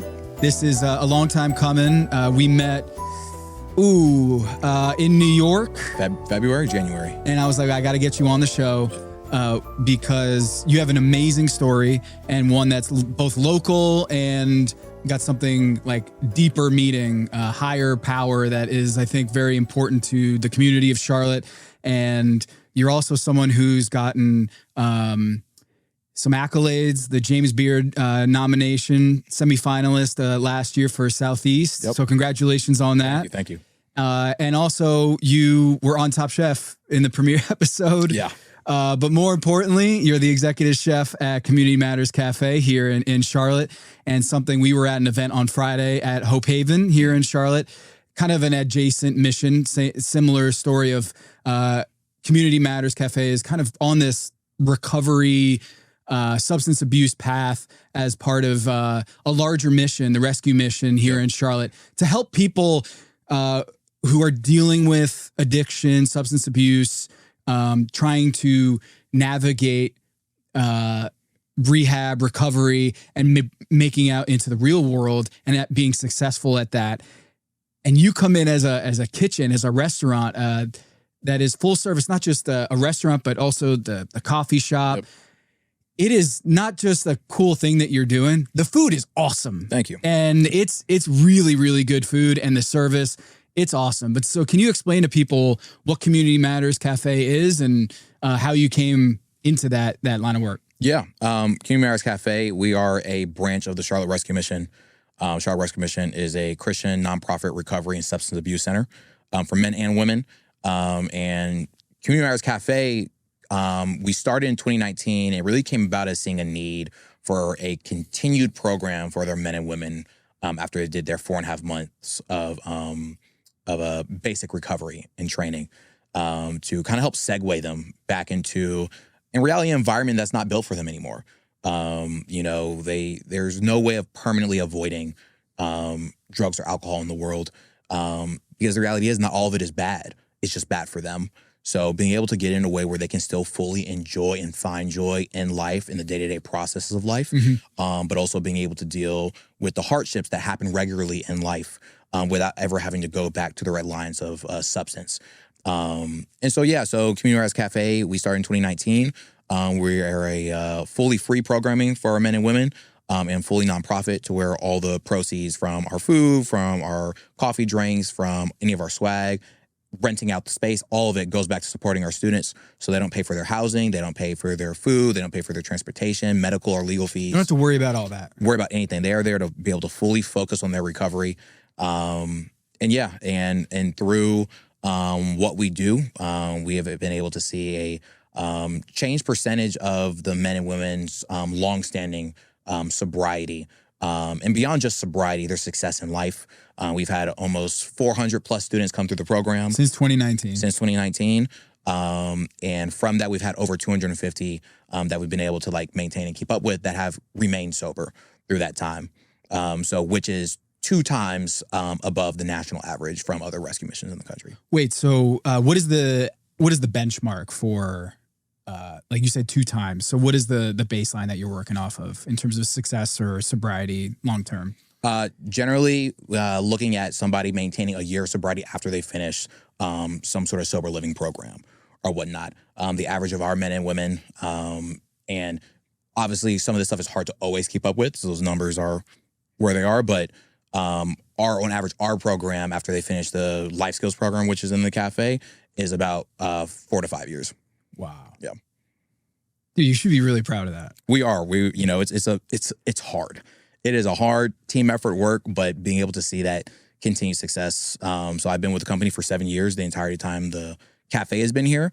And so being able to see some of our residents who were in that first cohort that are still doing well. I ran into one randomly who's now managing a grocery store last week. And I ran into him and just not only see their emotional transformation and to see how they're doing well in life and how they're maintaining, but also the physical transformation, the mental transformation of their ability to communicate things, to express themselves, to be back in a society where they can have fun, right? And they don't have to have a fear of taking things too far or falling back into old ways. They've recreated a new lifestyle through a lot of the habits that we've helped instill in them. Yeah, because I'd imagine it seems like almost an oxymoron to have a sober kitchen or a restaurant, because I've always just reading Kitchen Confidential from Anthony Bourdain, where how much of that lifestyle is infused with going out, getting drinks, and having this kind of rock and roll lifestyle. And so you've kind of flipped it on its head. Yeah. And so really it kind of started with like building our team. Our team had to be bought in what we were doing. Like my background is not working in kitchens like I work in now. Like, you know, my background is in fine dining. It is in like working in those kind of kitchens that Anthony Bourdain talks about. Same with most of my staff. But we had to come in looking for, we ourselves want something different. I got tired of like the regular standard of what was to be expected. Like I was tired of hearing like, oh, that's just working in the kitchens, right? Like, oh, you're going to miss a holiday. Oh, like someone's yelling at you. Oh, like it's just an unhealthy working environment. That's working in a restaurant, that's working in kitchens, when it doesn't have to be like that. We have allowed it to be. So I think showing that we can do that for our staff shows, when all that staff is together to it, what we can do for an even larger community. I mean, talk about the timing of it all. Is 2019 is like a year right before the pandemic hits. So you're starting this new job. So you're from Laplace, Louisiana. Yes, sir. You're growing up in New Orleans kitchens, right? You want to be a musician, right? You want to be. You listen good. Saxophone. Dang. Right? Was your instrument? That memory is crazy. Yeah. Yeah. So then you're moving into a different line or a different medium, whether it's music versus culinary world. When did you make that turn, and did you ever think you'd be in Charlotte in 2019 as part of a Community Matters Cafe? No, and it was three things. It was music, baseball, and food. Oh, that's right. Yeah, baseball. And so baseball, I was very injury prone. I was a very good baseball player. I was a shortstop, very injury prone. I ended up having a pretty significant injury, and so I'm like, okay, I don't think baseball's in my cards. And so I had the choice of like either like focusing on one or the other. And I just didn't love music. I realized that like the school that I was going to was really famous for like their jazz and musical theater, like Harry Connick Jr., John Batiste, Lucky Day, Wendell Pierce, like all these people graduated from this high school. That was your high school? Yeah. It's called New Orleans Center for Creative Arts. It is like the premier like high school in New Orleans for like famous artists to come out of. It's just like a curator. It's an incubator for artists. And so they had a culinary program. And I tried out for the jazz program, and I'm like, oh wow, like this is hard. It's like really, really difficult, and I don't love it enough to want to work hard at it. Yeah. And I just kind of tried. It's like Broadway, but for jazz. Yeah. You know, it's like you're not just anywhere. This is like the place. This is the place to do it. Yeah. But also for Broadway too, because there was like Broadway's, like it was like multiple different disciplines that they had at the school. And so I just didn't love it for jazz. And so they just started the culinary program, and I'm like, you know what? I'll try it out. You know, I like watching Food Network. And I was a kid. I was 12. And I was still playing baseball, but I'm like, I'm going to try out food too. And I just loved it right off the bat. And the thing I always point to where I realized this is something that I could do long term was I didn't know what panic attacks were when I was a kid, but I have like panic attacks before every recital that I did, before every baseball game that I played. I'm talking like, you know, throwing up, you know, vision going in and out kind of stuff. And cooking was the first thing that I did that I wouldn't say I wasn't scared, but I wasn't scared to mess up.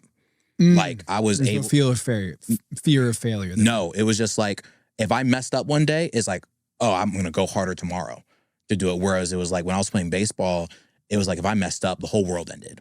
Why do you think that is? I think it was just like my own expectation that I put on myself. I think when I discovered that I was like talented and good at baseball, and people would like cheer me on, this fear of disappointing others. And it was crazy because like I didn't have like helicopter parents. Like my dad wasn't trying to live vicariously through me, through baseball or whatnot. Right, you didn't have that stereotypical like guy's just really hard on you. No, like you know, Bob Knight, just none of that. Yeah. And I think I just created this false narrative in myself that I had to be perfect at it immediately, especially when I noticed that people recognized I was good. With cooking, I came at it with no expectation of how good I could be at it, because I was just kind of more recently discovering at what level of professional you could be as a chef. And so at 12 years old, I got into it intensely. And like every volunteer opportunity, every cooking event, every extra credit, extra hours thing. And we did like our high school that we did, our first chef instructor, a lady named Dana Dianzi-Tui, she was Emeril Lagasse's executive chef in his Las Vegas restaurant. To my knowledge, she was the first executive female chef in the Las Vegas Strip. And she was our instructor. And God bless that woman. She did so much working with me. Still today, one of my good friends and mentors. And just like instilled this level of being able to like really, really love doing something, working hard at, but then having fun too. But it was difficult work. Like we were doing the Johnson & Wales curriculum. In high school. In high school. We got what would have been our associates by our like sophomore year. And they had to continue to build it because at the time Johnson & Wales didn't have a bachelor's in culinary arts. So they built it more. So we got what would have been our bachelor's by like junior year of high school. Wow. So like I said, the intensity, all the different events that we did with Emerald, he would bring us out, all of us kids, to volunteer at his different events throughout the city. So I got to work. I've done events with Anthony Bourdain. I did not know who he was at the time, but with Anthony was Bourdain. he Anthony Bourdain at that point, or was this was 2000. Yeah. This is like 2011. Oh yeah, yeah. So Anthony Bourdain, Thomas Keller, Chef Forgione, so on and so forth. Like all the big names. And so if you're watching Food Network, those are the Michael Jordans and Steph Currys and Kobe's of the world. Kareem Abdul-Jabbar is going to teach you how to skyhook. Basically. So like stuff like that I got to experience as a kid was really, really cool. People that I got to, work with and grow with. And so, and from there, like, Emerald Lagasse, I won the scholarship from Emerald that got me a scholarship to go to Johnson & Wales, which I ended up in Charlotte. Yeah. But no, never had any, in my eyes, I was going to stay in New Orleans and I was going to like continue to build my career in New Orleans restaurants, kind of just cutting my teeth down here. But like the opportunity came, I'm like, all right, I'm going to go to Charlotte, get my degree. I'm going to come back in New Orleans, work for some more years and try to own my own place, go that standard route. And life had a different story. What year did you graduate, Jay-Woo? February 2018. Okay. So what is the Charlotte reputation as a culinary community when you're graduating from Johnson & Wales? As a Johnson & Wales graduate? Or at the time overall? What was your impression of like, can I make a career here in Charlotte and be fulfilled as a chef? The answer was probably no. That I could. Coming from New Orleans, man. Yeah. Like, also coming to Charlotte was my first. I mean, we vacation and stuff, but I lived in Louisiana my whole life. Yeah. Up to that point, I didn't realize how different New Orleans culture was from everywhere else in the country, especially the rest of the South. So when I came up, in what ways? One, how we go about food. And I'm not just talking about cooking it. Like, food is a part of our culture. It's surrounded by everything we do.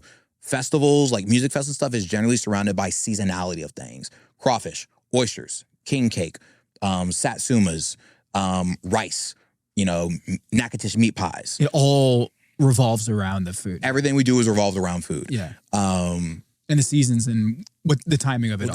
When they come about.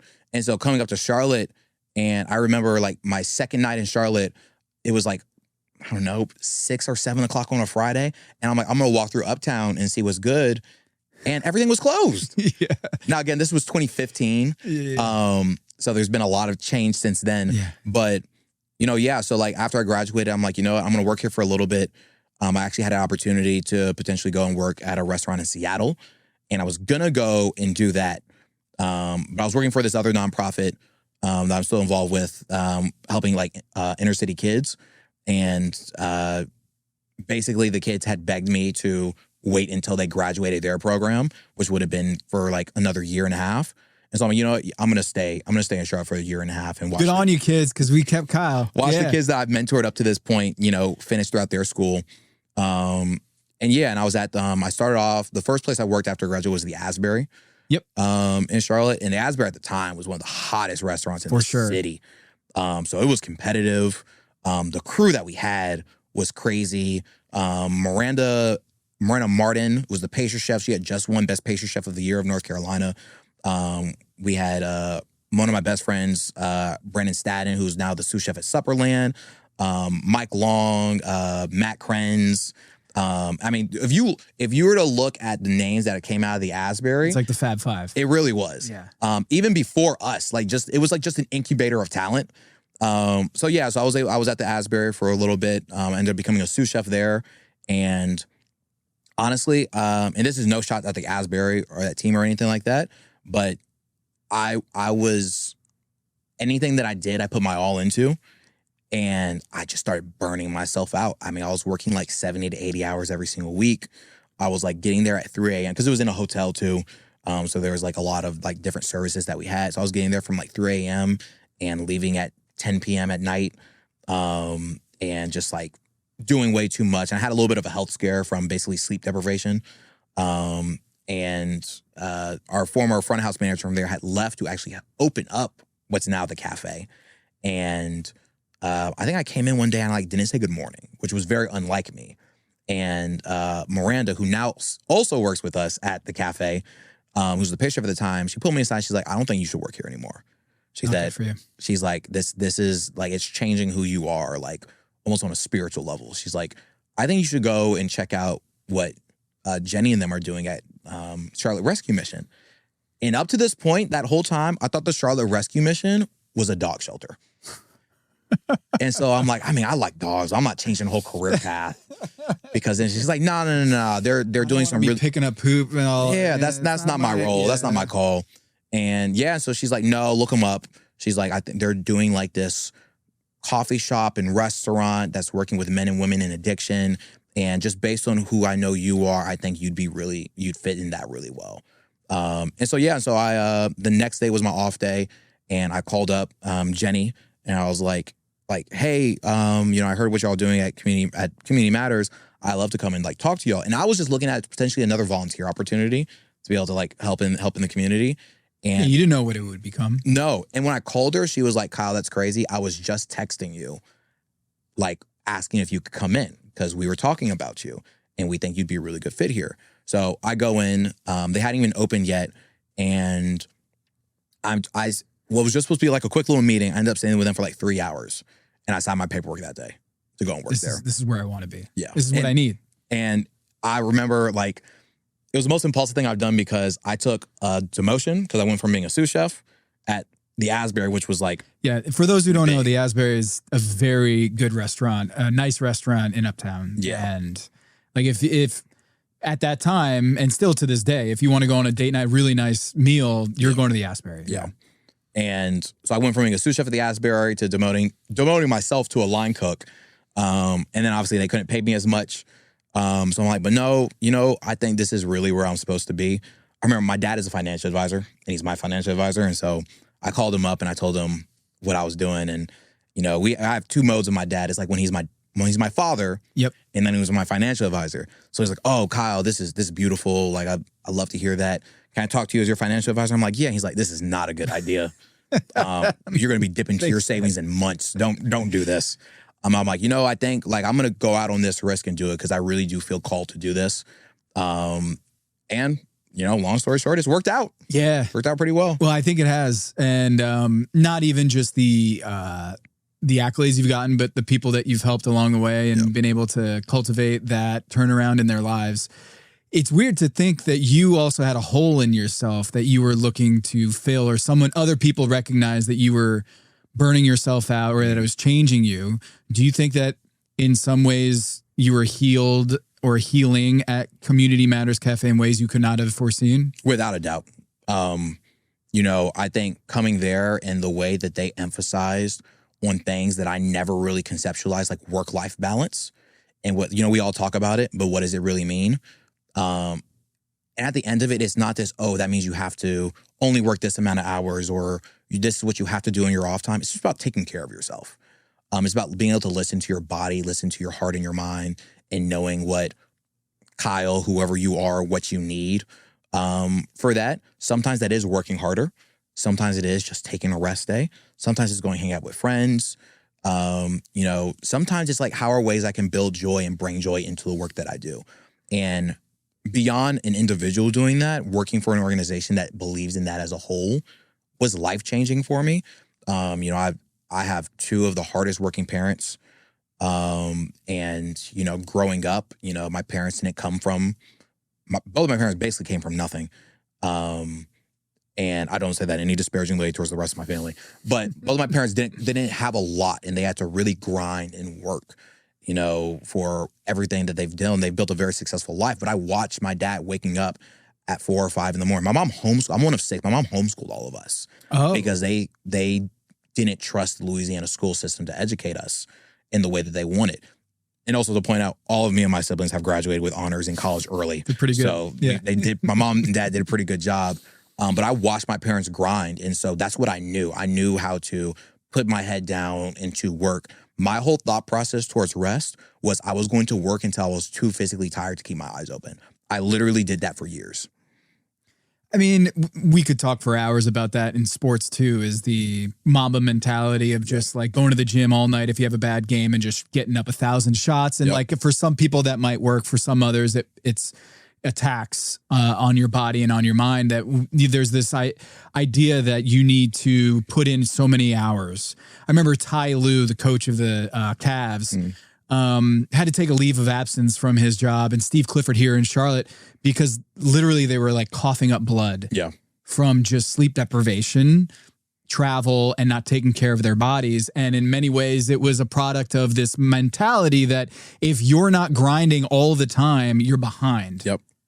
And so that in a kitchen, and I'm guessing in substance abuse, is dealing with that realization that it's healthy to take care of yourself and don't feel that is that's soft, you know? So I'm guessing that also helps you kind of navigate your own life is, okay, I'm going to teach you guys this, or I'm going to emphasize this, but also it's my life story too. Yeah. And to be clear, I still do a lot. I do a lot of things. I'm still a busy guy, but I'm able to I think I'm able to do more now in my life because like when I rest hard and I rest fully. Like when I'm working, I'm working. Now I have fun when I'm working, but I'm working. I'm getting things done. And when I'm resting, like all that stuff is to the side. I mean, I'll be perfect at it, but I'm trying harder at it. And I feel like I've gotten a little bit better.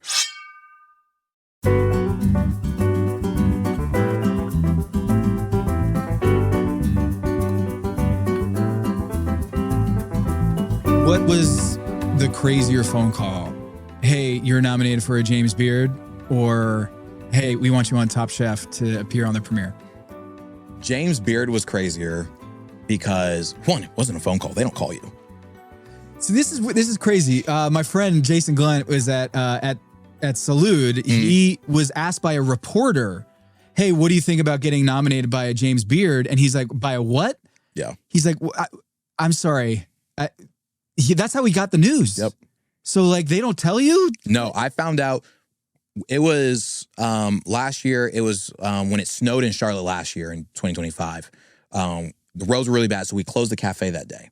So I just happened to be scrolling on my phone, and I saw like, oh, the James Beard Awards came out on Instagram. And I'm just scrolling through the list, and that's how I found out. The moment I saw my name, I started getting text messages from people. So if I wasn't on my phone in that moment, I wouldn't have known. They don't contact you about it. So in the NBA, they find out they get traded from Shams Charania or some reporter or scrolling through Instagram or on Twitter. That's what happened with you getting a James Beard nom. Yeah. So they got to change that. They do. Hey, James Beard Foundation, we got to find a way to call us. Yeah. Call us. Come on, man. Let them know. But that was a part. But I think now that everybody knows that, it's like we know what day they're coming out. But now it's just like you just have to scroll on the Instagram and see who's on the list. It's almost like when they do like in high school when they would put like the who made the team they put on it the on board. The board. Yeah. Yeah, it's kind of like that at this point, but a phone call would be pretty cool.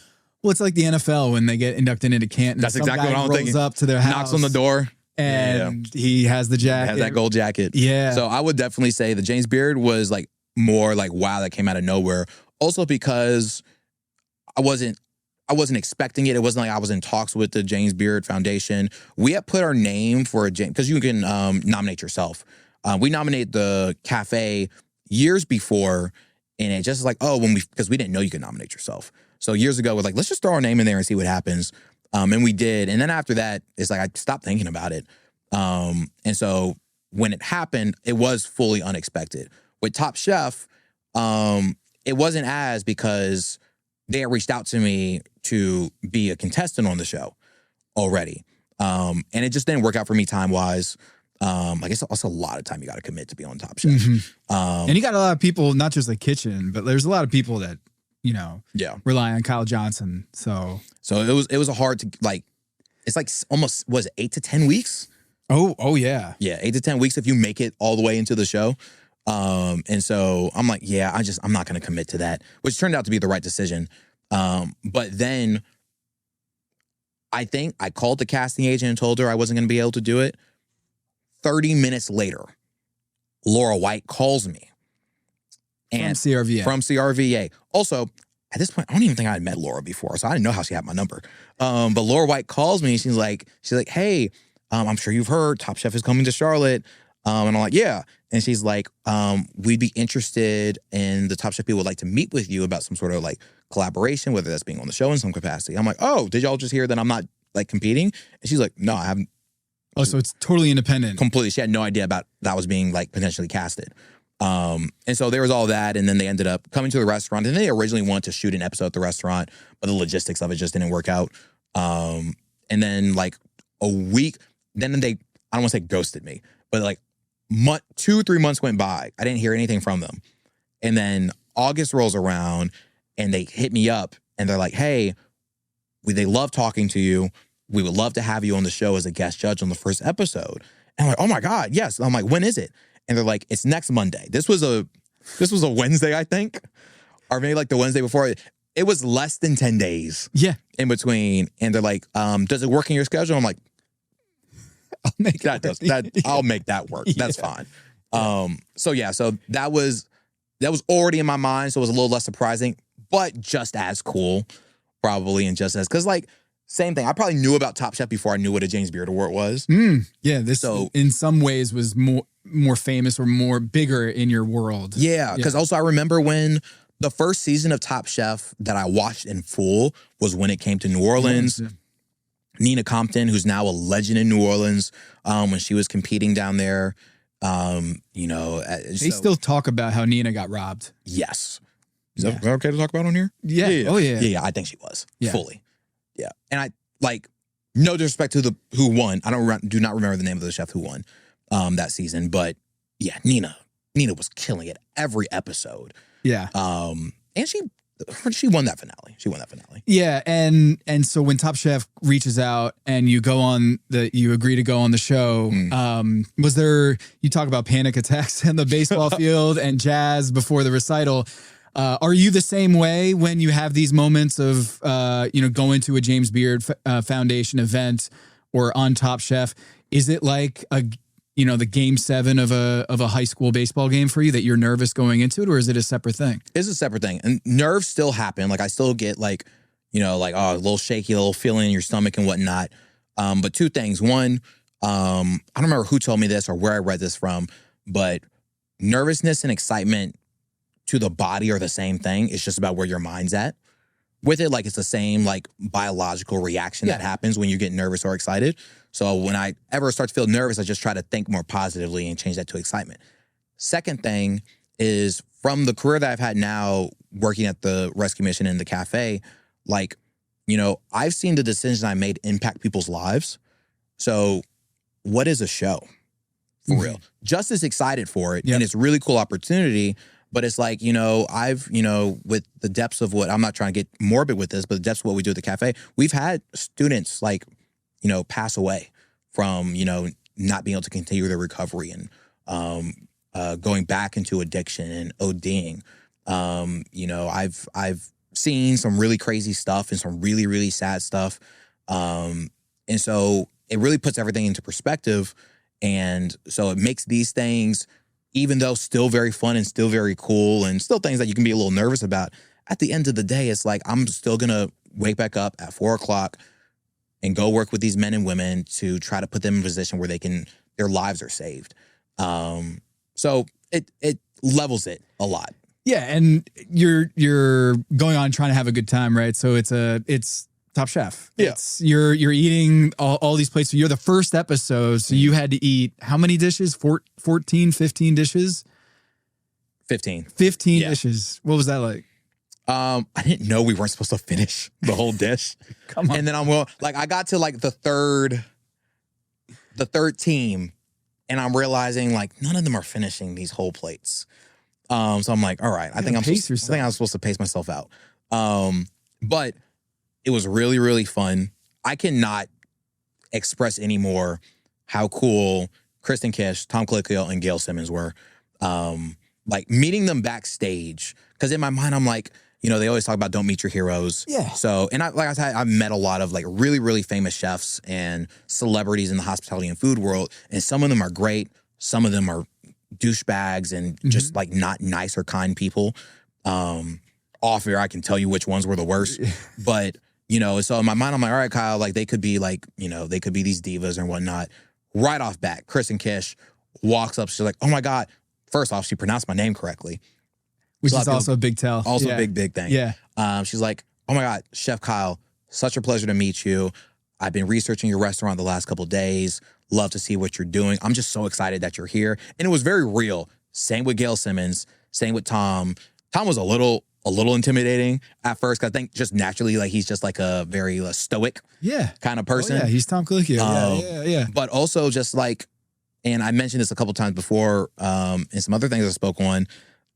They're chefs, like especially like Tom and Kristen. You can tell they're still like in their head like chefs.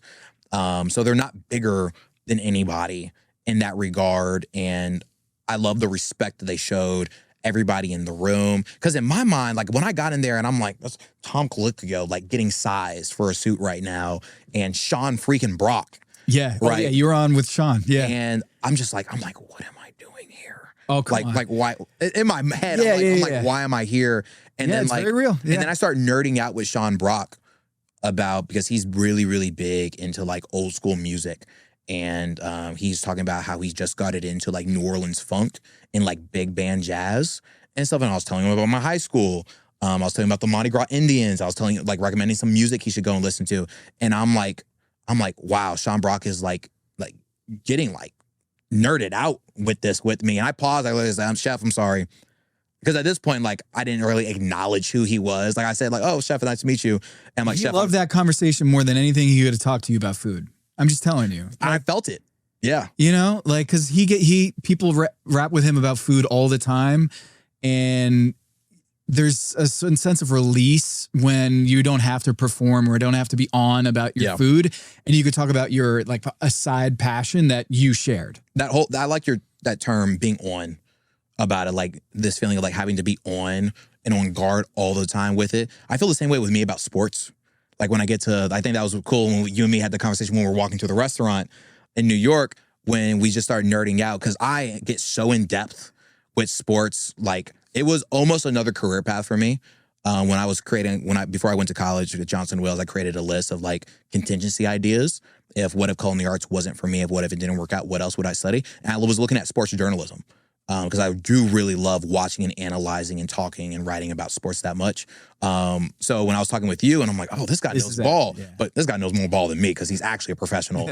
And so like just that idea of like being on or not being on all the time. Were you like practicing, rehearsing lines that you were going to say on the show? Did you have your like, bam, like Emerald Lagasse? No, because I knew if I was thinking like that, I was going to mess something up. So I'm like, I'm just going to be Kyle. Yeah. And I think on camera, I looked way too serious. But I also think sometimes, like when I'm working, that is me. Mm-hmm. Yeah, but it was cool. Yeah, and Chef Nana had that moment of she had a panic attack on the show, and it was, I think, maybe the most iconic or memorable moment of the season so far. So we've got a few more episodes left as we're taping this. But thinking back on what we're going to think about the Top Chef Carolina season, it might be the moment that you were there for. Yeah. And I think it actually speaks to you as a chef and helping people.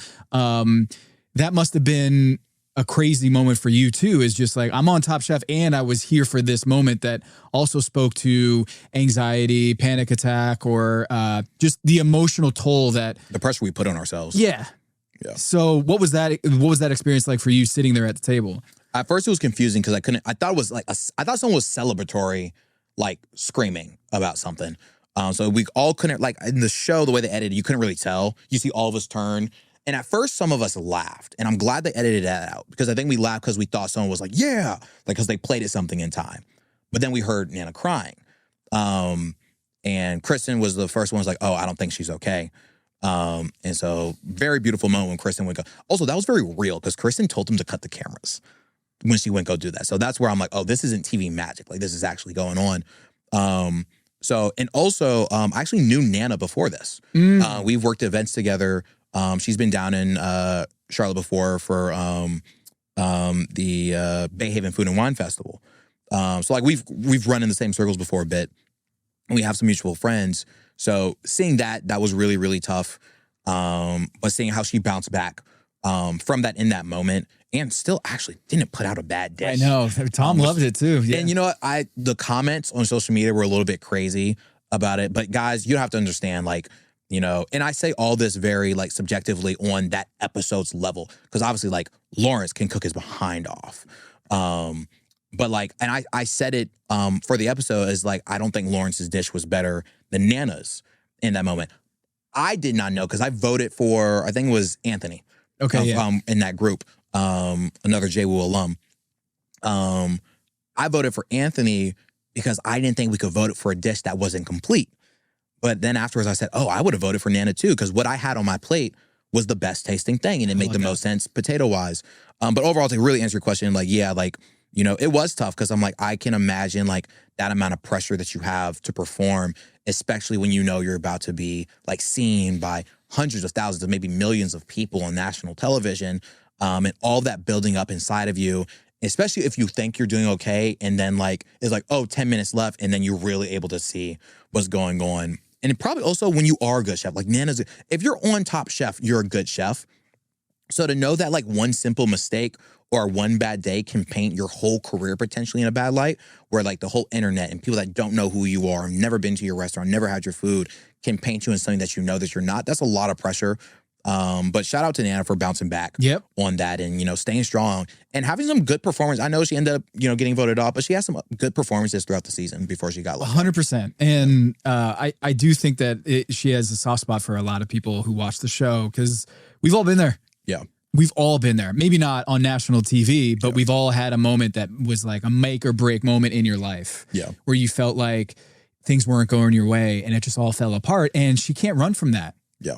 And I think we all kind of felt for her in that moment, and you knew her personally. So that's that was a wild episode to be a part of, and for you personally, that was probably just as you're walking out of La Belle Helene that day, you must have been like, that really just happened. Yeah, and ever since, the spotlight's on the city, you know, like Top Chef has brought a lot more eyeballs to the city and the Michelin Guide and all of the attention now to the city.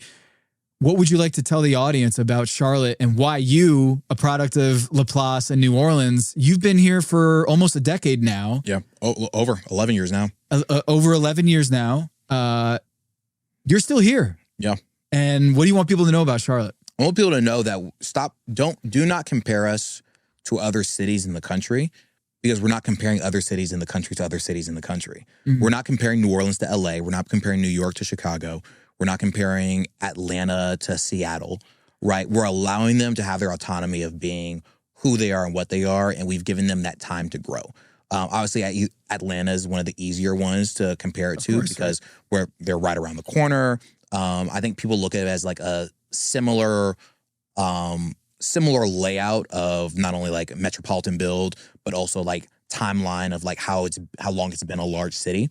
But the reality of it is like Charlotte's growing infrastructure continues to change it a lot. And so as it's changing, just speaking on hospitality sense, hospitality has to continue to adjust to make really, really good product. But at the same time, as a business, you have to make something that the people will like. And so as new people are coming in, they're trying new things and they're experimenting with concepts and whatnot. And a lot of them, I mean, restaurants are one of the most volatile, industries in the world. And so like, you're going to have more that don't work out than that do. And so don't let the ones that don't work out or just don't work out for that time be the arguing point of why it's not good or why the whole industry here isn't good.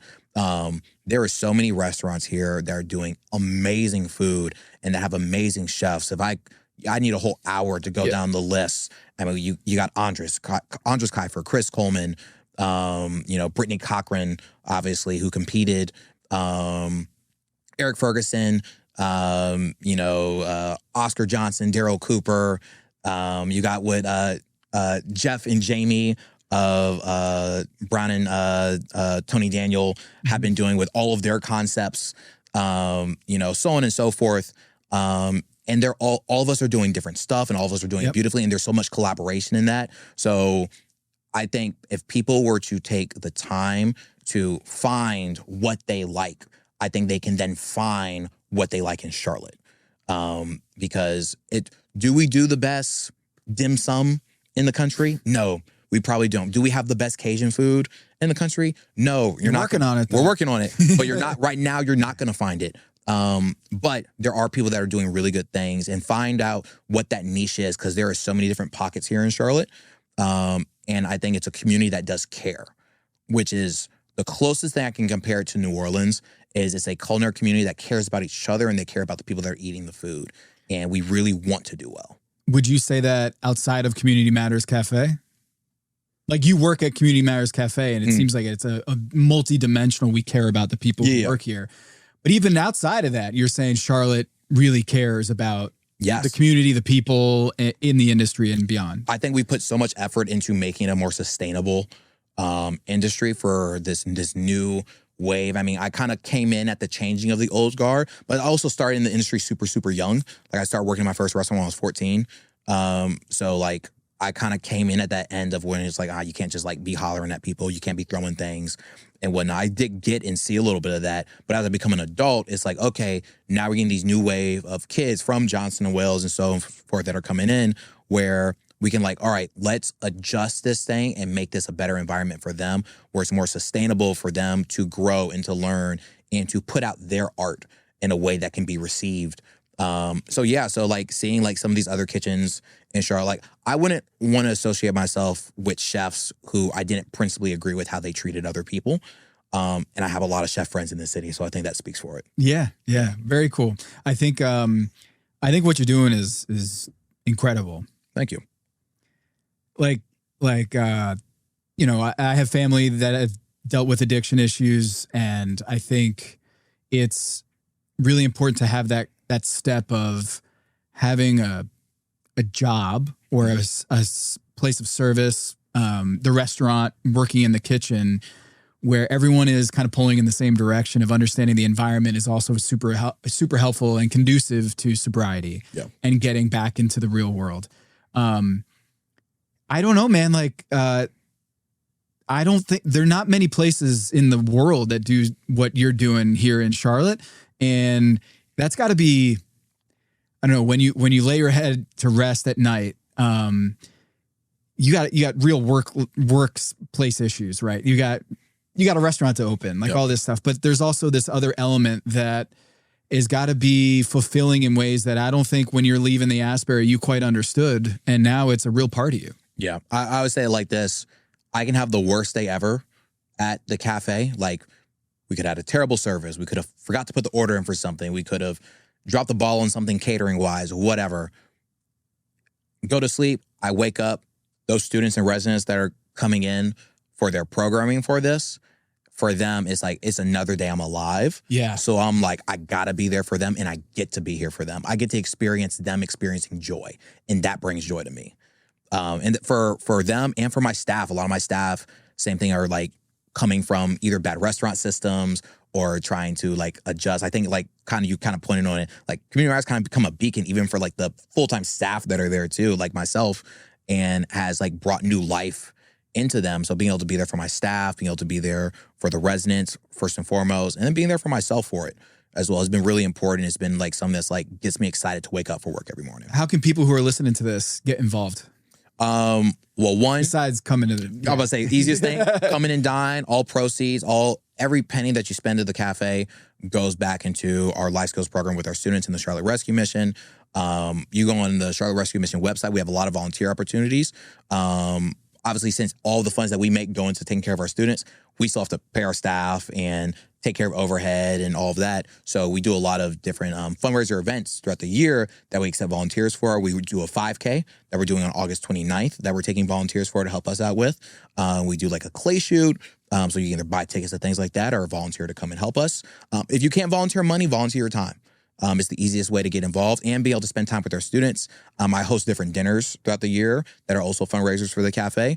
So, and we take volunteers for that. So like I said, like volunteering that, we have different tiers of donation processes that you can also do if you're capable of. But just getting involved, getting to meet these men and women, and be a part of their lives. We have graduations. We actually have a graduation. Obviously, this is gonna air when this is done. But we have a graduation for our students that we treat like almost like a college or high school graduation. Like they get a cap and gown. We celebrate them. So being able to, and it's open to the public. You can come in and join us as we walk these men and women out into their next stage in life. Oh, it's great. And I feel like it adds an element of an experience when you're there. It's not just a transactional thing. When you go to a restaurant, you have your meal and then you walk away. You're meeting someone that you know that you are having a fundamental impact on their lives by coming in and supporting them, and their goal of entering into the real world with all the dangers of the real world that we all face, but also that they're up against a disease that is so fierce, and that it's weird to say, but like I remember eating it and just be like, no, this is not like charity here. This is like, the food is great, the people are great, and the cause is great. And so if you want a full 360 experience, you got to go to Community Matters Cafe. You won't regret it. So thank you. And it's been a real pleasure to get to know you and understand what you're all about and your whole story, man. If you want to get in the sports media business and be a journalist, I would say no, because you're doing too good of a job here that we need more Chayil Johnsons in the world. So. Well, maybe when I hang my apron up, that'll be the next thing. But I appreciate it, Tom. Thank you.